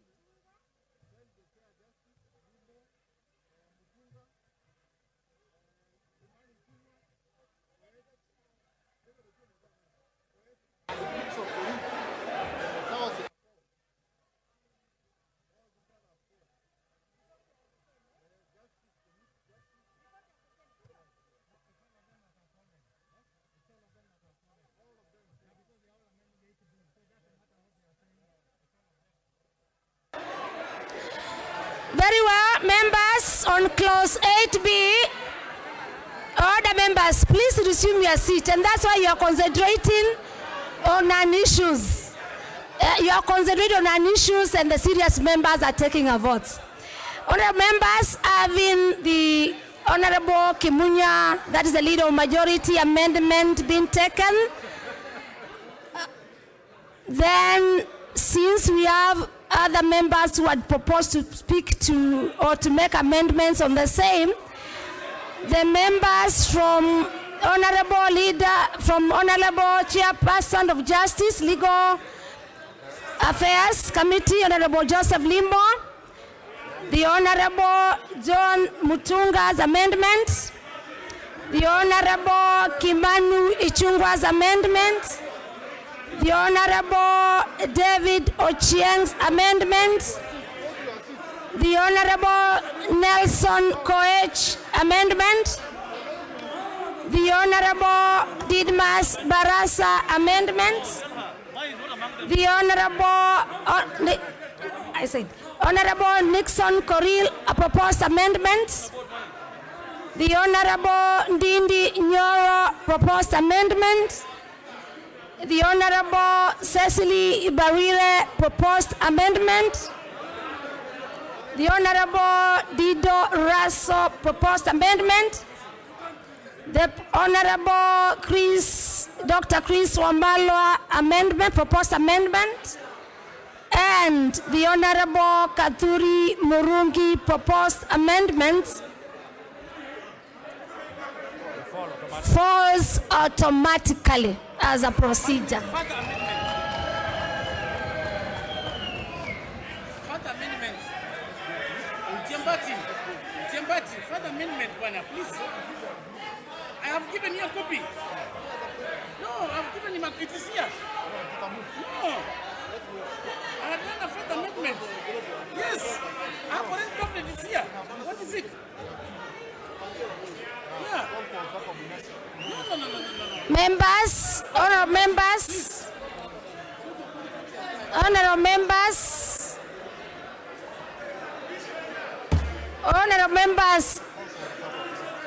I have amendment clause AC. Please, Honorable Sakwa Bunyasi on clause 8, move your amendment. You cannot not have a division on a procedure. Honorable Bunyasi Sakwa, please to move your amendment on new clause 80. Thank you, Madam Speaker. I wish to move my amendment on clause 8 that it be amended as in the order paper. Madam Speaker, I move.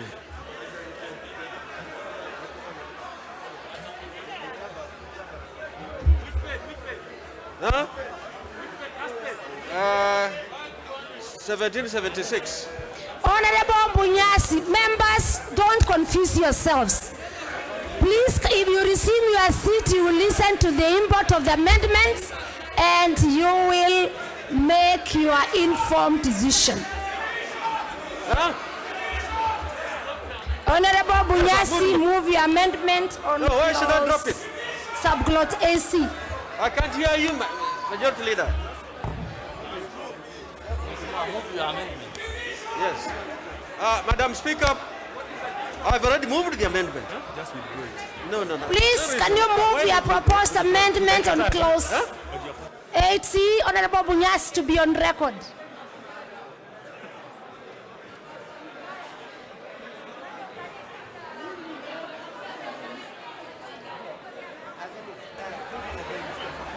Madam Speaker, I wish to move an amendment to clause 8 as shown in the order paper, in which, please don't interrupt me. Don't interrupt me. Chairman, Honorable Bunyasi, carry on, you are on record. This is a house of answered. Your records will be, yes, thank it's a you, house Madam of Speaker. answered. I move the amendment. The import of the amendment is that the coalition party shall field a presidential candidate. Order members. And allow individual members, for you be able to make a decision, you must listen. Otherwise, you'll be arguing and you'll get your results. Yes, Honorable Bunyasi. Thank you, Madam Speaker. Thank you for protecting me.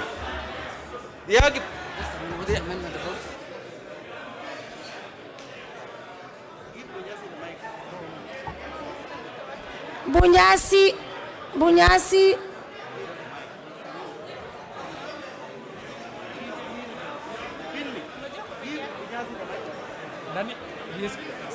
Junaid is advising him on something.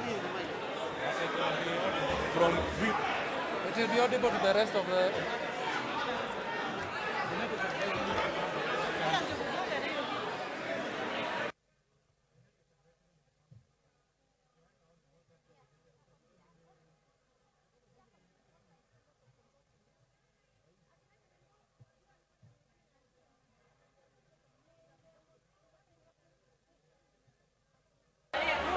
Madam Speaker, I need your protection. Huh? No, why? No, let's debate the thing. Let's debate it. Yes. Yeah. Honorable Bunyasi, it is your amendment. No, I already moved, just too much. Let me have one of the other clerks also moving next to Honorable Bunyasi. Madam Speaker, I have moved the amendment that the coalition party shall field only a presidential candidate, and this is to give freedom to the parties, the constituent parties, to field candidates for the rest of the positions.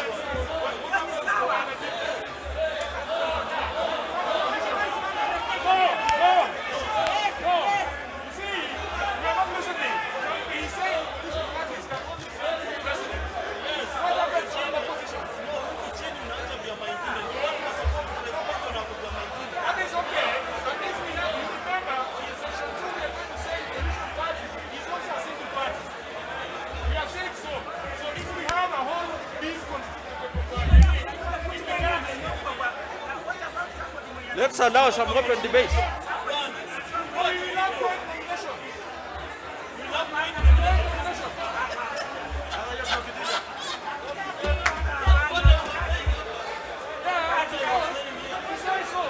Okay, even if you want to go the direction is going,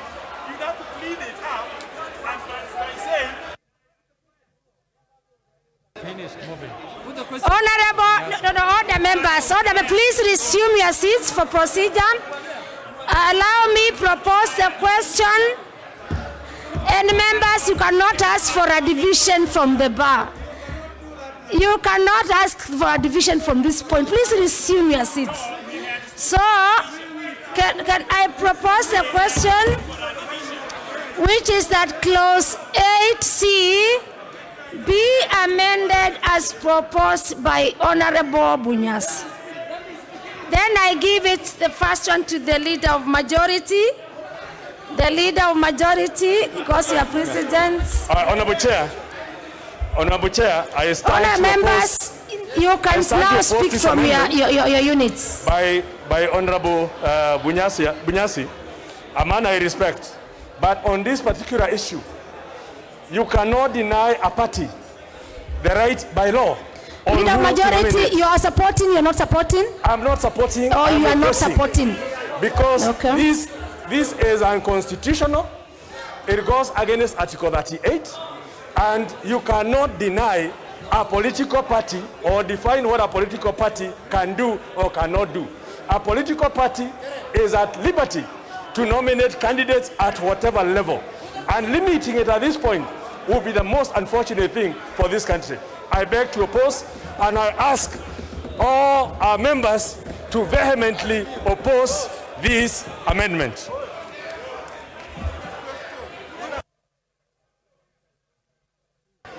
Then let me have Honorable Ichungwa. Now you are, yes, you are sat on your seat. Yes.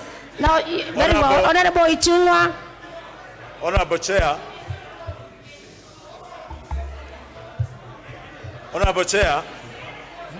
All the members, please can you listen to Honorable Ichungwa? Honorable Chair. Some of us are making decisions from information they do not even know of the import of the proposed amendment. Please can we have Honorable Ichungwa being listened to? Yes, Honorable Chair, even as I express my support for the Honorable Sakwa Bunyasi's amendment, Honorable Chair, I want to beg that Chair, since we're in a process of voting, that you ensure that every vote counts. Honorable Chair, I was seated right next to the Honorable Nixon Korir. My vote was counted and the gadgets worked. The Honorable Nixon Korir's card did not work. The ICT officer, the head of ICT, the lady who was here from ICT department, did confirm it has not worked. The gentleman who is the head has further confirmed and now gone to reconfigure card number 131 and Gathoni Mushomba's card number 330. You can confirm, Honorable Chair, that it is the ICT officer that has gone to record to work. Therefore, Honorable Speaker, I just want, Honorable Speaker, for the record, that you ascertain each and every vote in this chamber counts. And if, Honorable Speaker, if it is the numbers eventually that will count, but for those numbers to count, every card and every gadget must be configured to work. Honorable Speaker, back to the amendment by Honorable Sakwa Bunyasi. Very well, Honorable thank you. Honorable Speaker, I was saying back to the amendment by Honorable Sakwa Bunyasi, which I support. And I support that amendment, Honorable Speaker, because you are aware, as we speak, Honorable Speaker, IEBC has already received, approved, and certified nomination rules of political parties for all elective positions. Therefore, Honorable Speaker, what we'll be asking coalition political parties to do, unless, Honorable Speaker, we are contemplating that we will change the Elections Act and regulations, IBC's regulations regarding the nomination rules of political parties. It will not be practical, Honorable Speaker, now, other than for the presidential vote, Honorable Speaker, for coalition parties to be able to nominate candidates for their position. And on that basis, Honorable Speaker, I support the amendment by Honorable Sakwa Bunyasi. Very well, thank you. Very well. Members, order members have listened before I even propose a question. I don't need to consult. I've listened to the Honorable Member, Honorable Ichung'wah. And as I said before, as a matter of, in the event, and I even had to be on record, in the event that the systems were not working, I would have repeated, and I was ready to. But we confirmed from the systems, from the technical team, that the system were in order, and we proceeded. Now it's important. It is important for me to know this, and for members not to use this house for politics, which I will not allow. The members who are used to come to them. Honorable, listen. I'm replying to Honorable Ichung'wah. It is indeed on record. It is indeed on record that, yes, every member has a right to vote. It is indeed on record.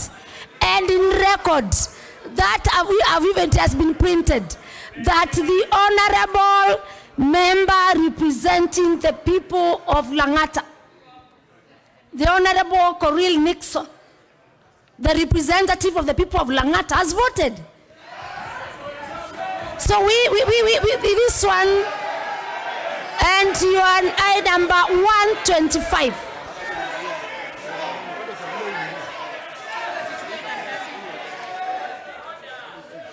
The Honorable Nixon Lang'ata, member for Lang'ata, Nixon Coril, the member, yes, in fact it was the Honorable.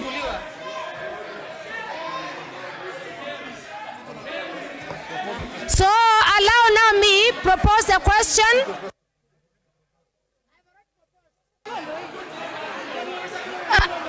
Members, I see no interest to this, and I am Honorable Mbui, I can see your card. Honorable Mbui is not ready to contribute to this, and I am therefore moved to put a question. Order, members, order. Honorable Sankok, yes, I can see you.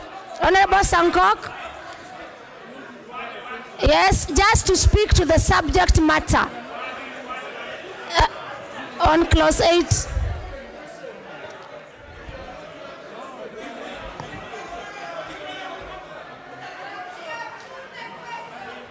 Yeah, I can hear members' mood, but let me hear Honorable Sankok, then I put the... Nyamazeni. Honorable Sankok. Thank you very much. Just to the subject matter. Yes, thank you very much. On clause 80. Chair, thank you very much for giving me this opportunity to support Honorable Speaker, and please tell these professional hecklers, social distance. You are saying mask, social distance. No, Bana. Honorable Sankok, please prosecute your point. Yes, as I support Honorable Speaker, tell these ODM professional hecklers not to heckle me again, because I don't take it lightly. Honorable Speaker, I support the amendment, because Honorable Speaker, what is chasing who, Honorable Speaker, in this particular area, Honorable Speaker, and already the list have been summoned and it have been taken to the political parties, Honorable Speaker, the nomination, Honorable Speaker. So I support Honorable Speaker. Honorable Speaker, Honorable Chair, and Honorable Chair, we had asked for division and you said that we are not ready for division, and we can ask for division standing anywhere in this house, Honorable Speaker. As far as we are in the chambers, when people raise to ask for division, they have resources to ask for division, and this one, we will take it to court that you denied us division. I'm telling you, Professor Clark, keep quiet, shut up. Honorable Sankok, you cannot have a division on a matter of procedure, because your division, as you claim, when the members' amendment procedures, there is no way I can give members when an amendment has been taken or negated. So I move to put the question. Honourable members, let us some decorum as I put the question, because every vote counts. and every member in this house is very important. I move to put the question to clause 8C, which is that clause 8C members be amended as proposed by the Honorable Sakwa Bunyasi. Members will, as many as of that opinion, say aye. And as many of the contrary opinions say nay. It is very clear to the chair and everybody that the nays have it. Very well. Yes, I confirm. Now this is how division is done, members. I confirm that we have the numbers for us to call for a division. And so I order the division bell to be rung for 5 minutes, members.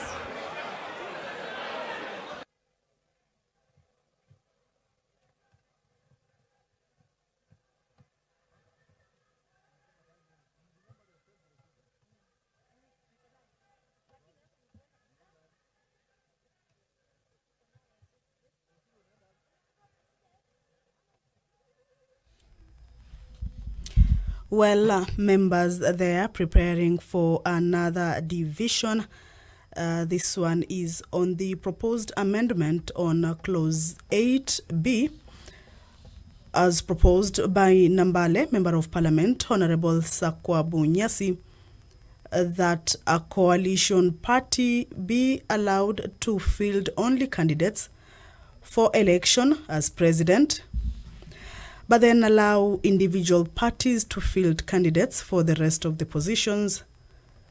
This is an amendment proposed by Nambale, Member of Parliament, Honorable Sakwa Bunyasi, that seeks to have coalition political party to field candidates for election as president, but then allow individual parties to field candidates for the rest of the position.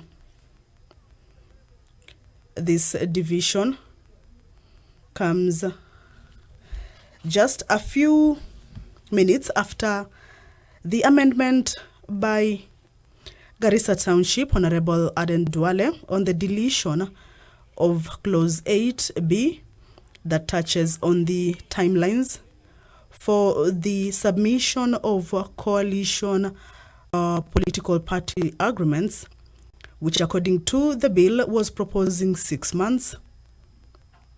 Honorable Aden Duale was proposing that that particular clause 8B be deleted in totality. But then Majority Leader Honorable Amos Kimunya also had amendments to this particular clause and proposed that the duration be reduced to 4 months. That means political party coalition agreements will now be submitted to the Registrar of Political Parties 4 months to elections. This is contrary to the previous proposal by the bill that was suggesting 6 months to the elections, which actually saw a heated debate at the National Assembly, with members saying that the timeline is too much, there's a lot of time, and that in case of any disagreements in that coalition, then members or political party members may not be able to leave that coalition because it has pegged them at around 6 months to the general election. According to Duale, that particular clause is being used as a decoy by individual political or other politicians to achieve their political interest. So there has been a lot of debate around that, with those who are for the timeline saying that it is indeed required that coalitions agreements be submitted much earlier so that there can be transparency, so that members or even electorates can understand what exactly this particular coalition has for the supporters or even for the political members in that political party. JLAC had proposed 3 months. It also has an amendment on that particular clause proposing 3 months. But then that of the Majority Leader Amos Kimunya has just been voted for, with those who are in agreement to it taking the lead of about 128 votes, and those who are against it taking 104 votes. In total, votes cast on that particular clause was 232. So currently on the floor of the House is preparations for the voting. The voting is on the proposal for Clause 8C to be amended. This is a proposal by Nambale Member of Parliament, Honorable Sakwa Bunyasi, that a coalition political party should only field candidates for election as president, but then allow individual political parties to field candidates for the rest of the position. Earlier on, we saw there was a bit of an altercation when Honorable Amos Kimunya was going to move his amendment. Of course, after the voting on the proposal by Honorable Aden Duale, that flopped. So when Honorable Amos Kimunya was going to move order members, on that clause, that is 8 clause. Let me have the doors locked and the bars drawn. And members, please, members resume your seats. Otherwise, if you don't follow the procedure on time, you will have a no delegate, or your vote will not be counted because you're not following the procedure.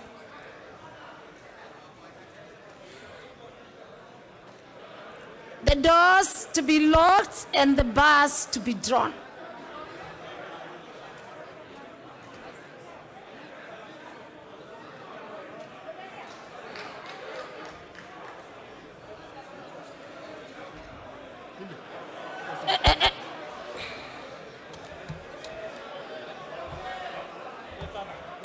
And no member will be allowed in or out of the chamber.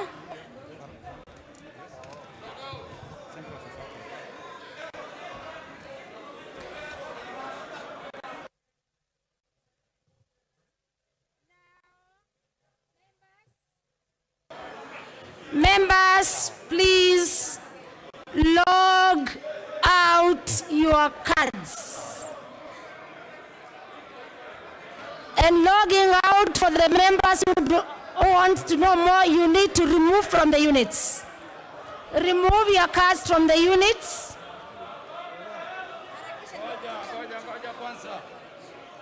Yes. Please, can the doors be locked? Even the bed doors, can they be locked?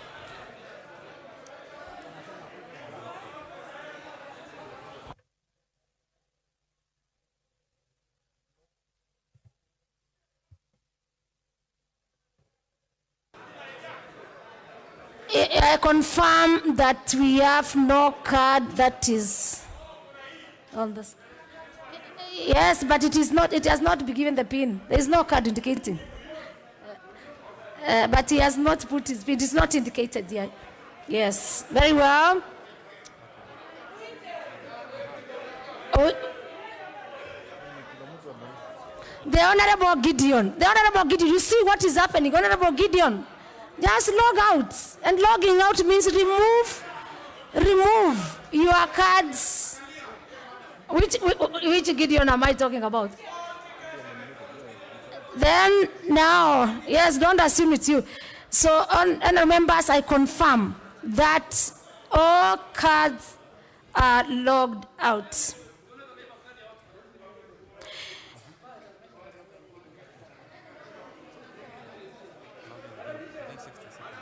Members, can you log in your login, and that is logging in. Register yourself by logging in, members, for 60 seconds, within 60 seconds, and do not remove your cards.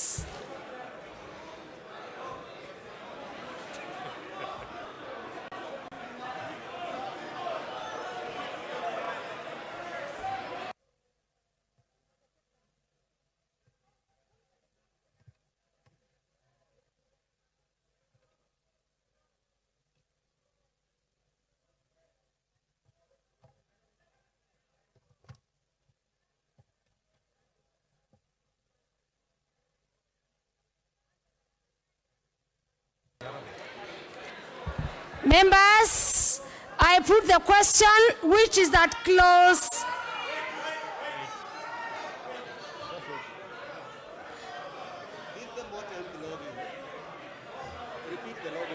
Members, honorable members, logging in is, I don't know, do I define it or do I put?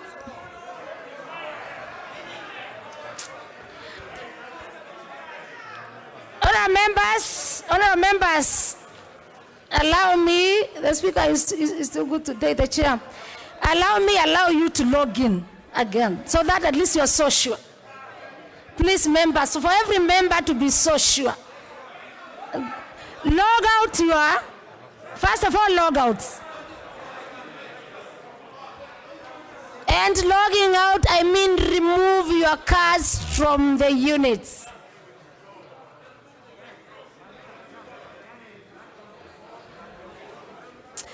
With the members having logged out, honorable members, yes, just a minute, I'll listen to you. Log out. If it takes a whole minute to remove your card, fine, to log out. We need every member to be heard.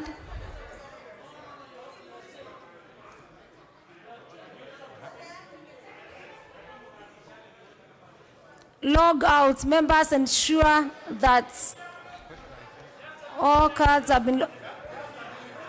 A minute, Honorable Dwale. Okay, the ICT officer. I'm so glad I wait for a minute.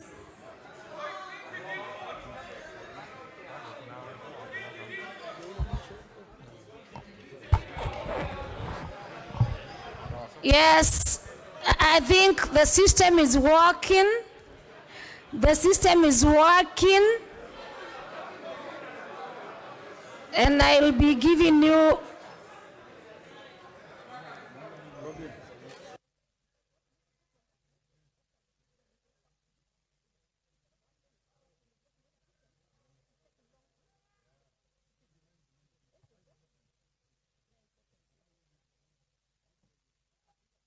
Tell them to give us a sheet that has the pins. Tell us to give us a sheet that has a pin. Pale. Ile sheet iko na pin numbers of members. Some have forgotten. The sheet that has pin numbers of members.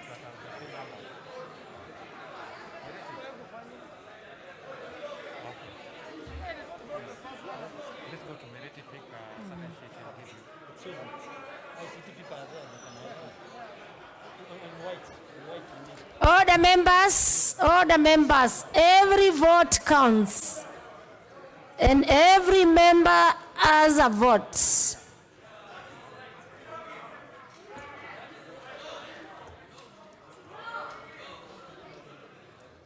Members, are you ready? We start the process?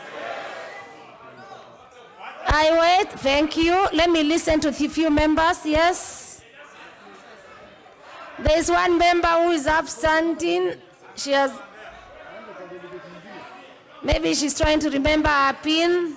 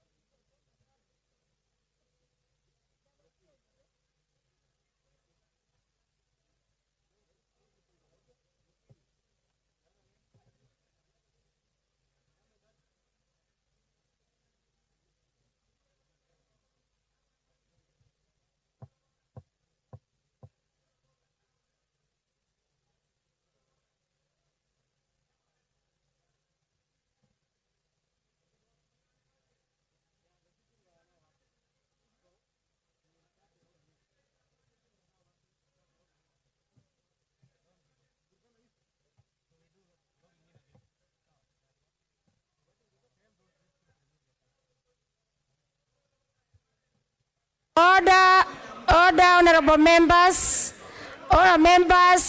the Honorable Jambo, member for Bunyula. Logouts. The Honorable member for Murwa Dikiri.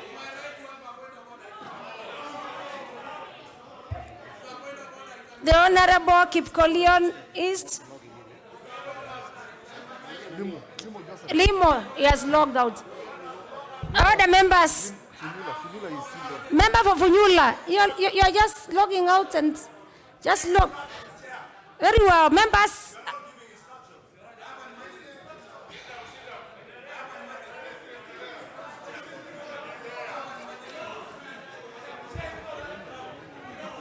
Are we ready to log out? Yes. Okay, members. What do we do next? Members, I confirm we have all logged out. And if you are not logged out, log out. Log out. David Gikaria card is inside. Honorable David Gikaria. And this is how we are losing it. Log out. Log out. Log out. So next. Yes. The clerks, please consult with Honorable Sankoko if there is any mention. Order. Log out. The next step, honorable members, log in. 60 seconds. And I give you 60 seconds. Log in, members. So you printed some things for members.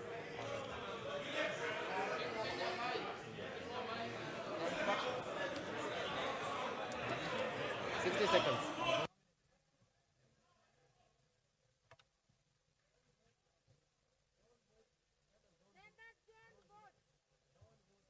Don't vote. Don't vote, you are voting, you are 60 seconds. I will put the question after 60 seconds.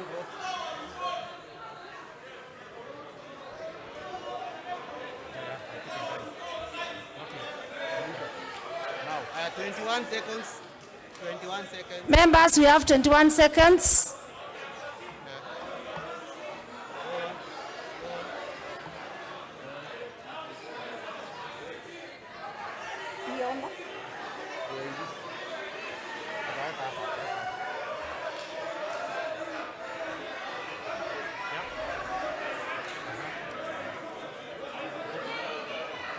Can they vote?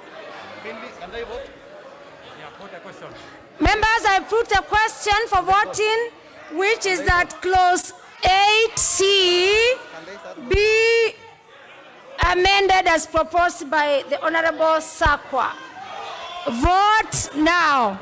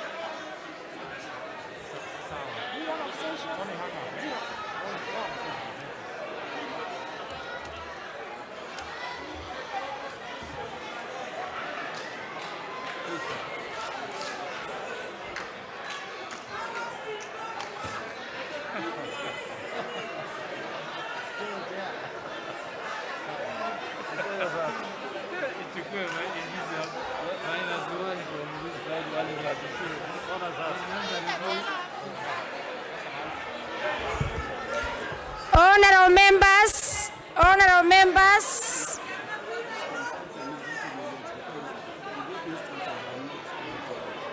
The results of our voting is also displayed in our screens. That the ayes have 111, the nays have 132.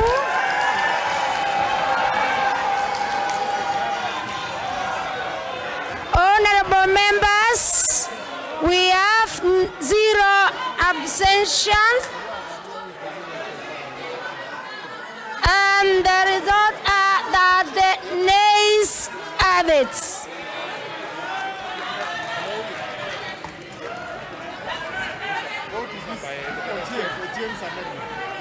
Honorable members, with that we move to Honorable Ochieng David amendment.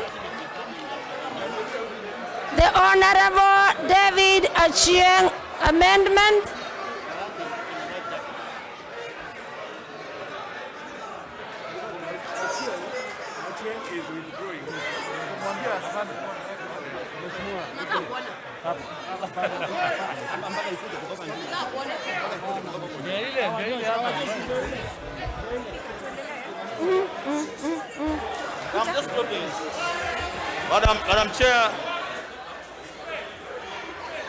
Madam Chair, thank you so much.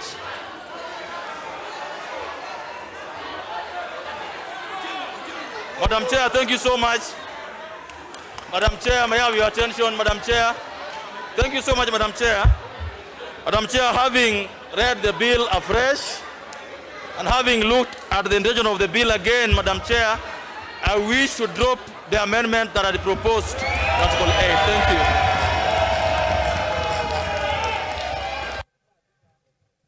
Order members, the Honorable David Ochieng has withdrawn his amendment. Honorable David Ochieng has withdrawn his amendment. And the doors.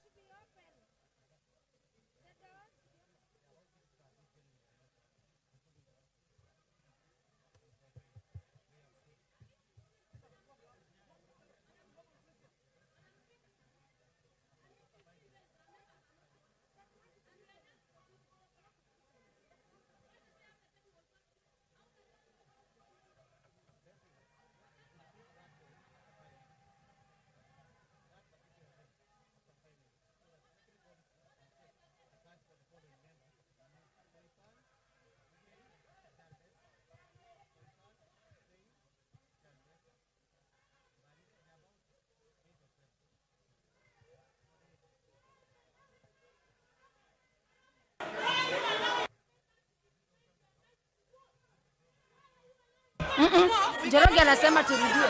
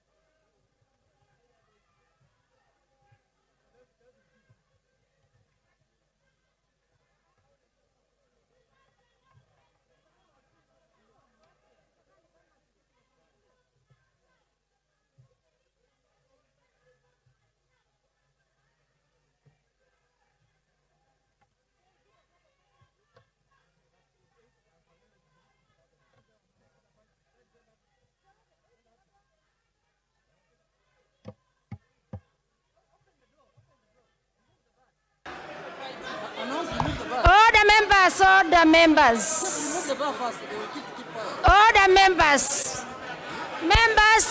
we had a whole week to confirm, and the communication from the clerk is that your cards, you're supposed even to be visiting the IT. So can I order that the doors be opened and the bar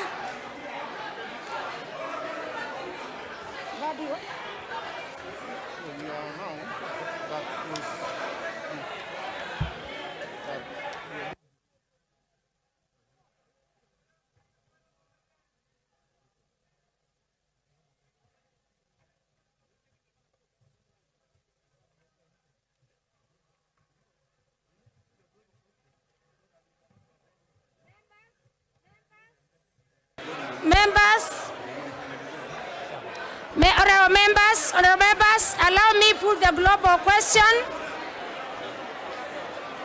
Resume your seats, otherwise you will always have your cards not either captured once or twice. Honorable members, I put the question. Order members, I put the question, which is that clause 8.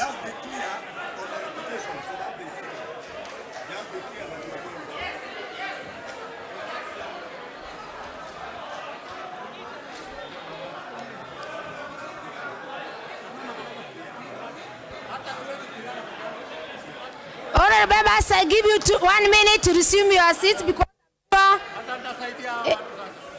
honorable members, resume your seats.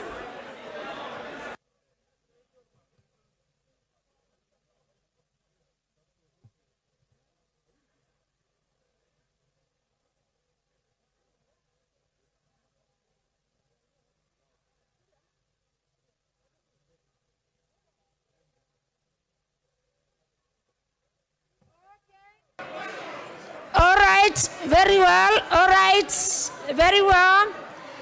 Honorable members, I now put the global question, which is that clause 8C.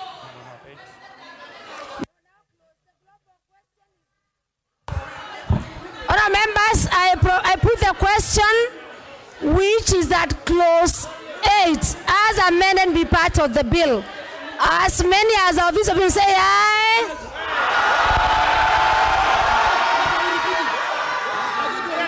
And as many as have gone to say nay.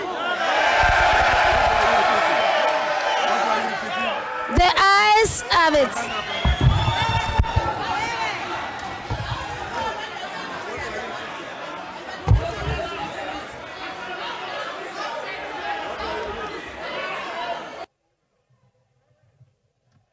Members, I confirm they have the division. I confirm we have the numbers for division members, and I call the division bell to be rung for 5 minutes.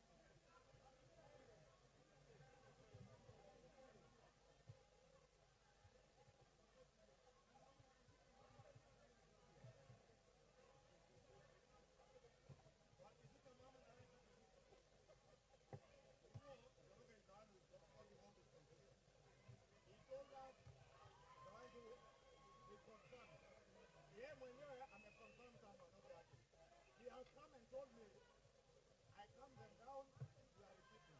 Instead of repeating, you are moving on. That commanship, you better repeat and get an order. No, we are going on where? We are going on where? Voting is going on. Voting is going on. Voting is going on. We are voting.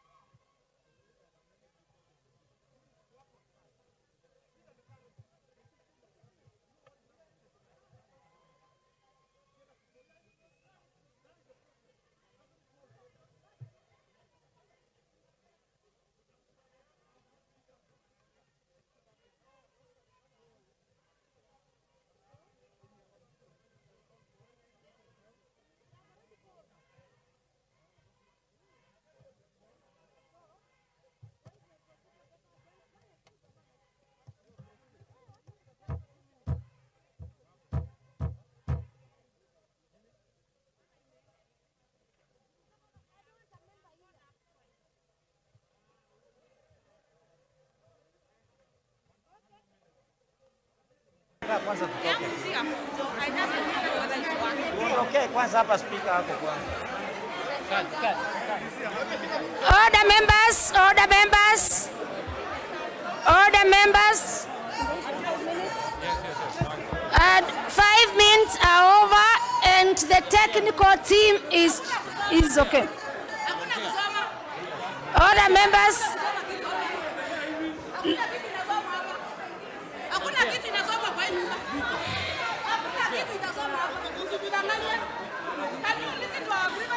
Members, can you log out? Members, before now I order.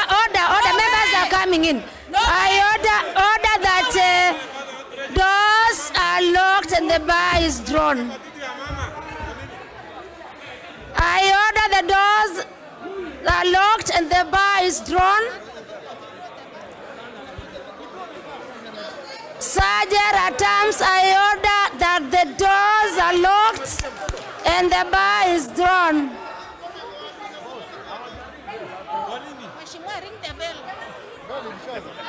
We rang.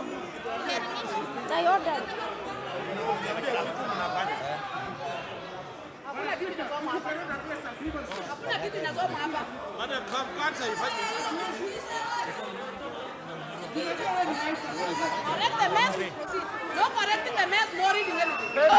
Step 3, members, please log out. I am just in the procedure. Members, please log out.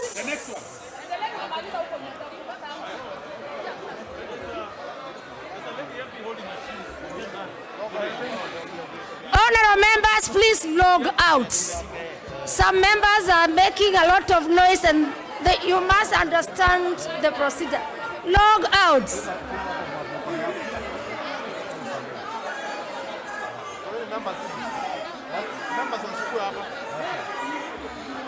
Logging out, members, please remove your cards.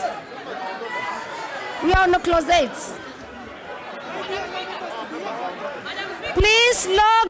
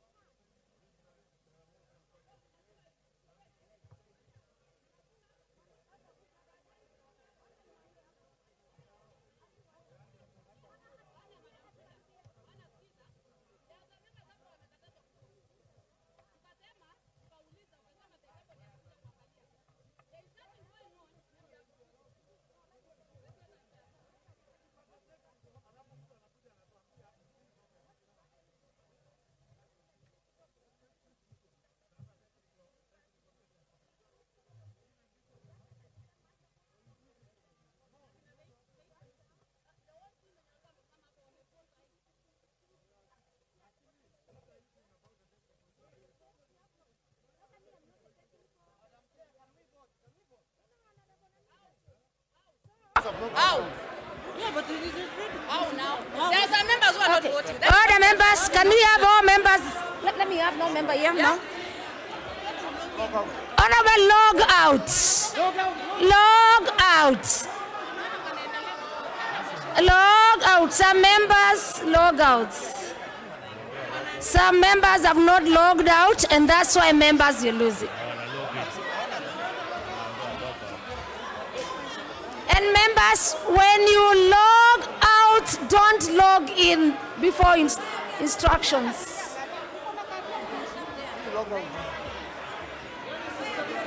Members, log out. You know, they're just sitting out with these things. No, all members must log out.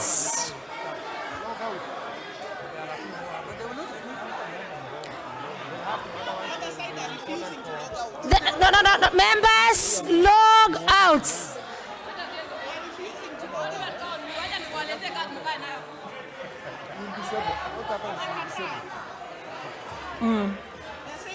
Honorable members, log out. And logging out means please remove your card from the unit.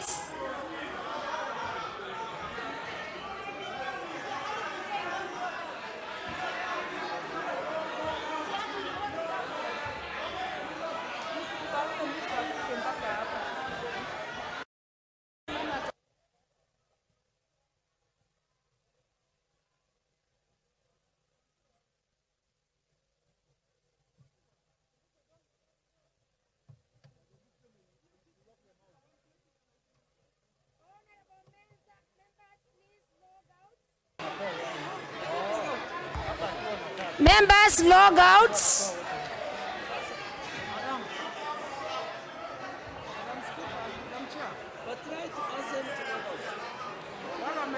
Honorable members, please log out.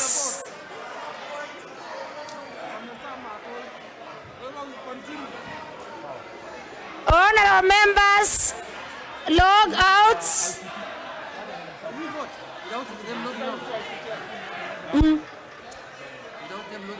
Log members, please log out.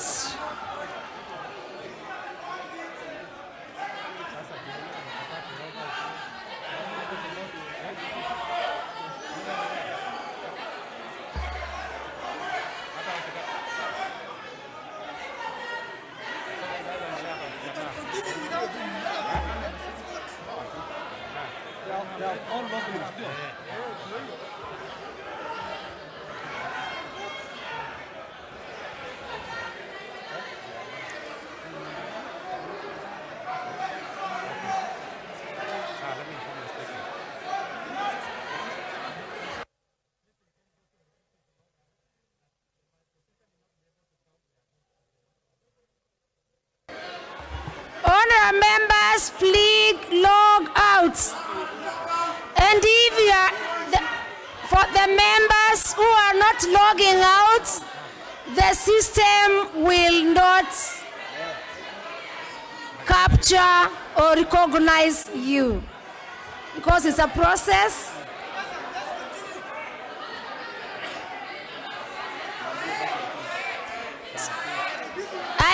Yeah, and that's how the members are losing, and some are not logging, others are logging. I'm taking you through the steps, members. In the next 30 seconds, please log out.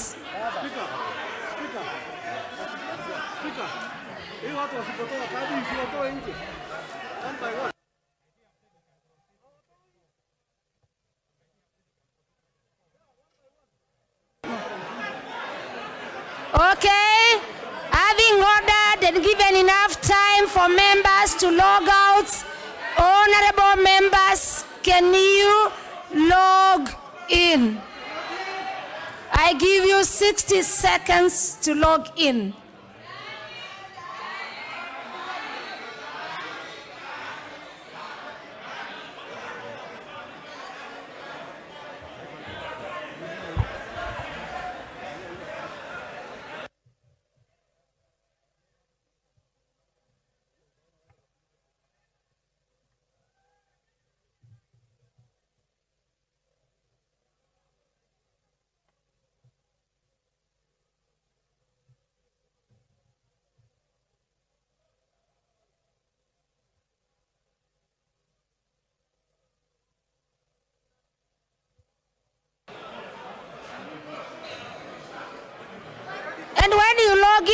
don't vote before I direct and don't log out before I direct. Please don't remove your card.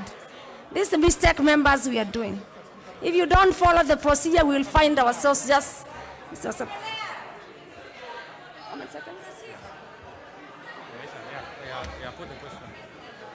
Other members, with that, I put the question, which is that clause 8, as amended, be part of the bill.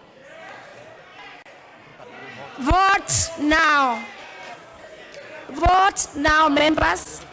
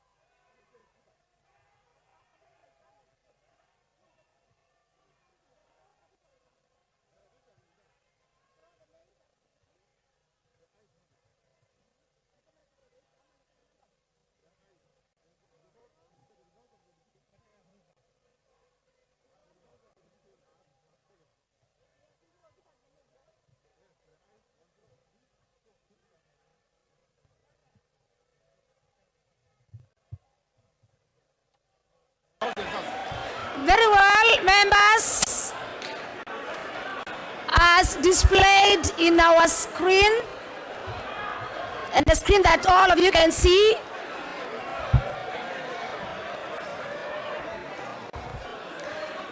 the nays are 53, which of course is a result of not logging out some members. The abstention 0, and the ayes have 153. Now, members, the ayes have it.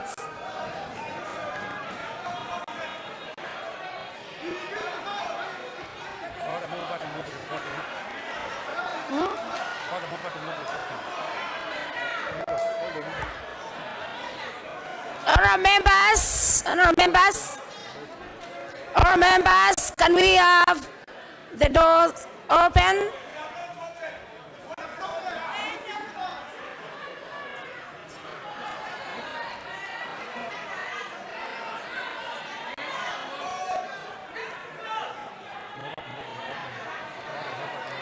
Very well, with that, can we have the mover to move reporting because of interest of time?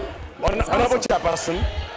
The mover to move reporting. Honorable Chairperson, I beg to move that the committee do report to the House its consideration of Political Parties Amendment Bill, National Assembly Bill number 56 of 2021, up to clause 8, and its approval thereof with amendments, and seek leave to sit again. Honorable members, as you will notice, it is now 1:10, which may be an appropriate time to break for lunch, so that we can come back at 2:30 and a time to end this formal session at this point, and also to allow more time for cooling of tempers and breathing in and breathing out, and then we can back. So, Honorable Chairperson, I beg to move. Honorable members, I put the question for reporting, which is that the committee do report to the House its consideration of the Political Parties Amendment Bill, National Bill number 56 of 2021, up to clause 8 and its approval thereof with amendments, members, and seek leave to sit again. As many as of this opinion say aye. And as many as of a contrary opinion say nay. The ayes have it. Honorable members, Madam Speaker.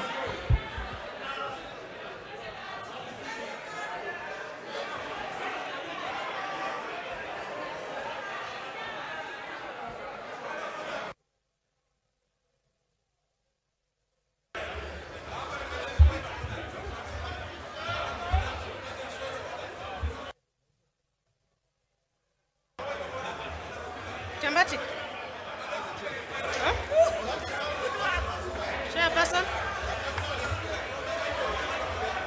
The chair?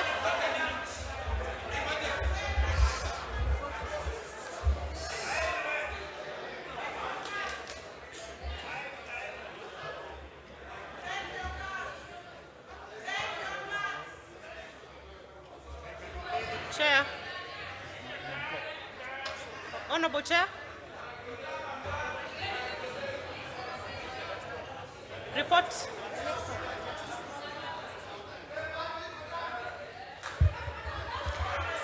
Honorable Speaker, I beg to report that the Committee of the Whole House has considered the Political Parties Amendment Bill, National Assembly Bill number 56 of 2021, up to clause 8 and approved the same with amendments, and sought leave to sit again. The mover. Mover.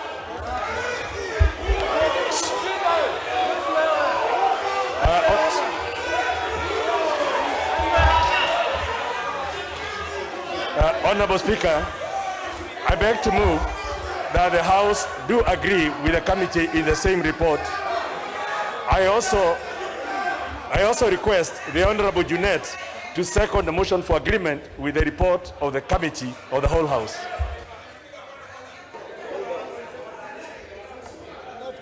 Madam Speaker, I second.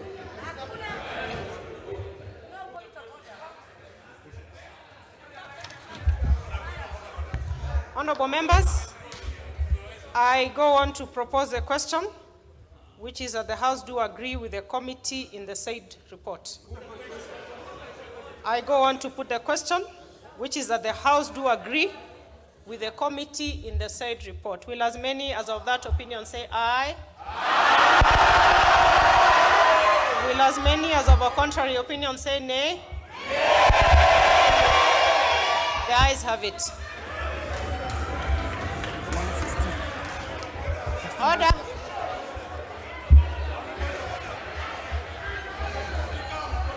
Order, members. Honorable members, the time being 1:13 p.m., this House stands adjourned until today, Wednesday, 5th January 2022 at 2:30 p.m.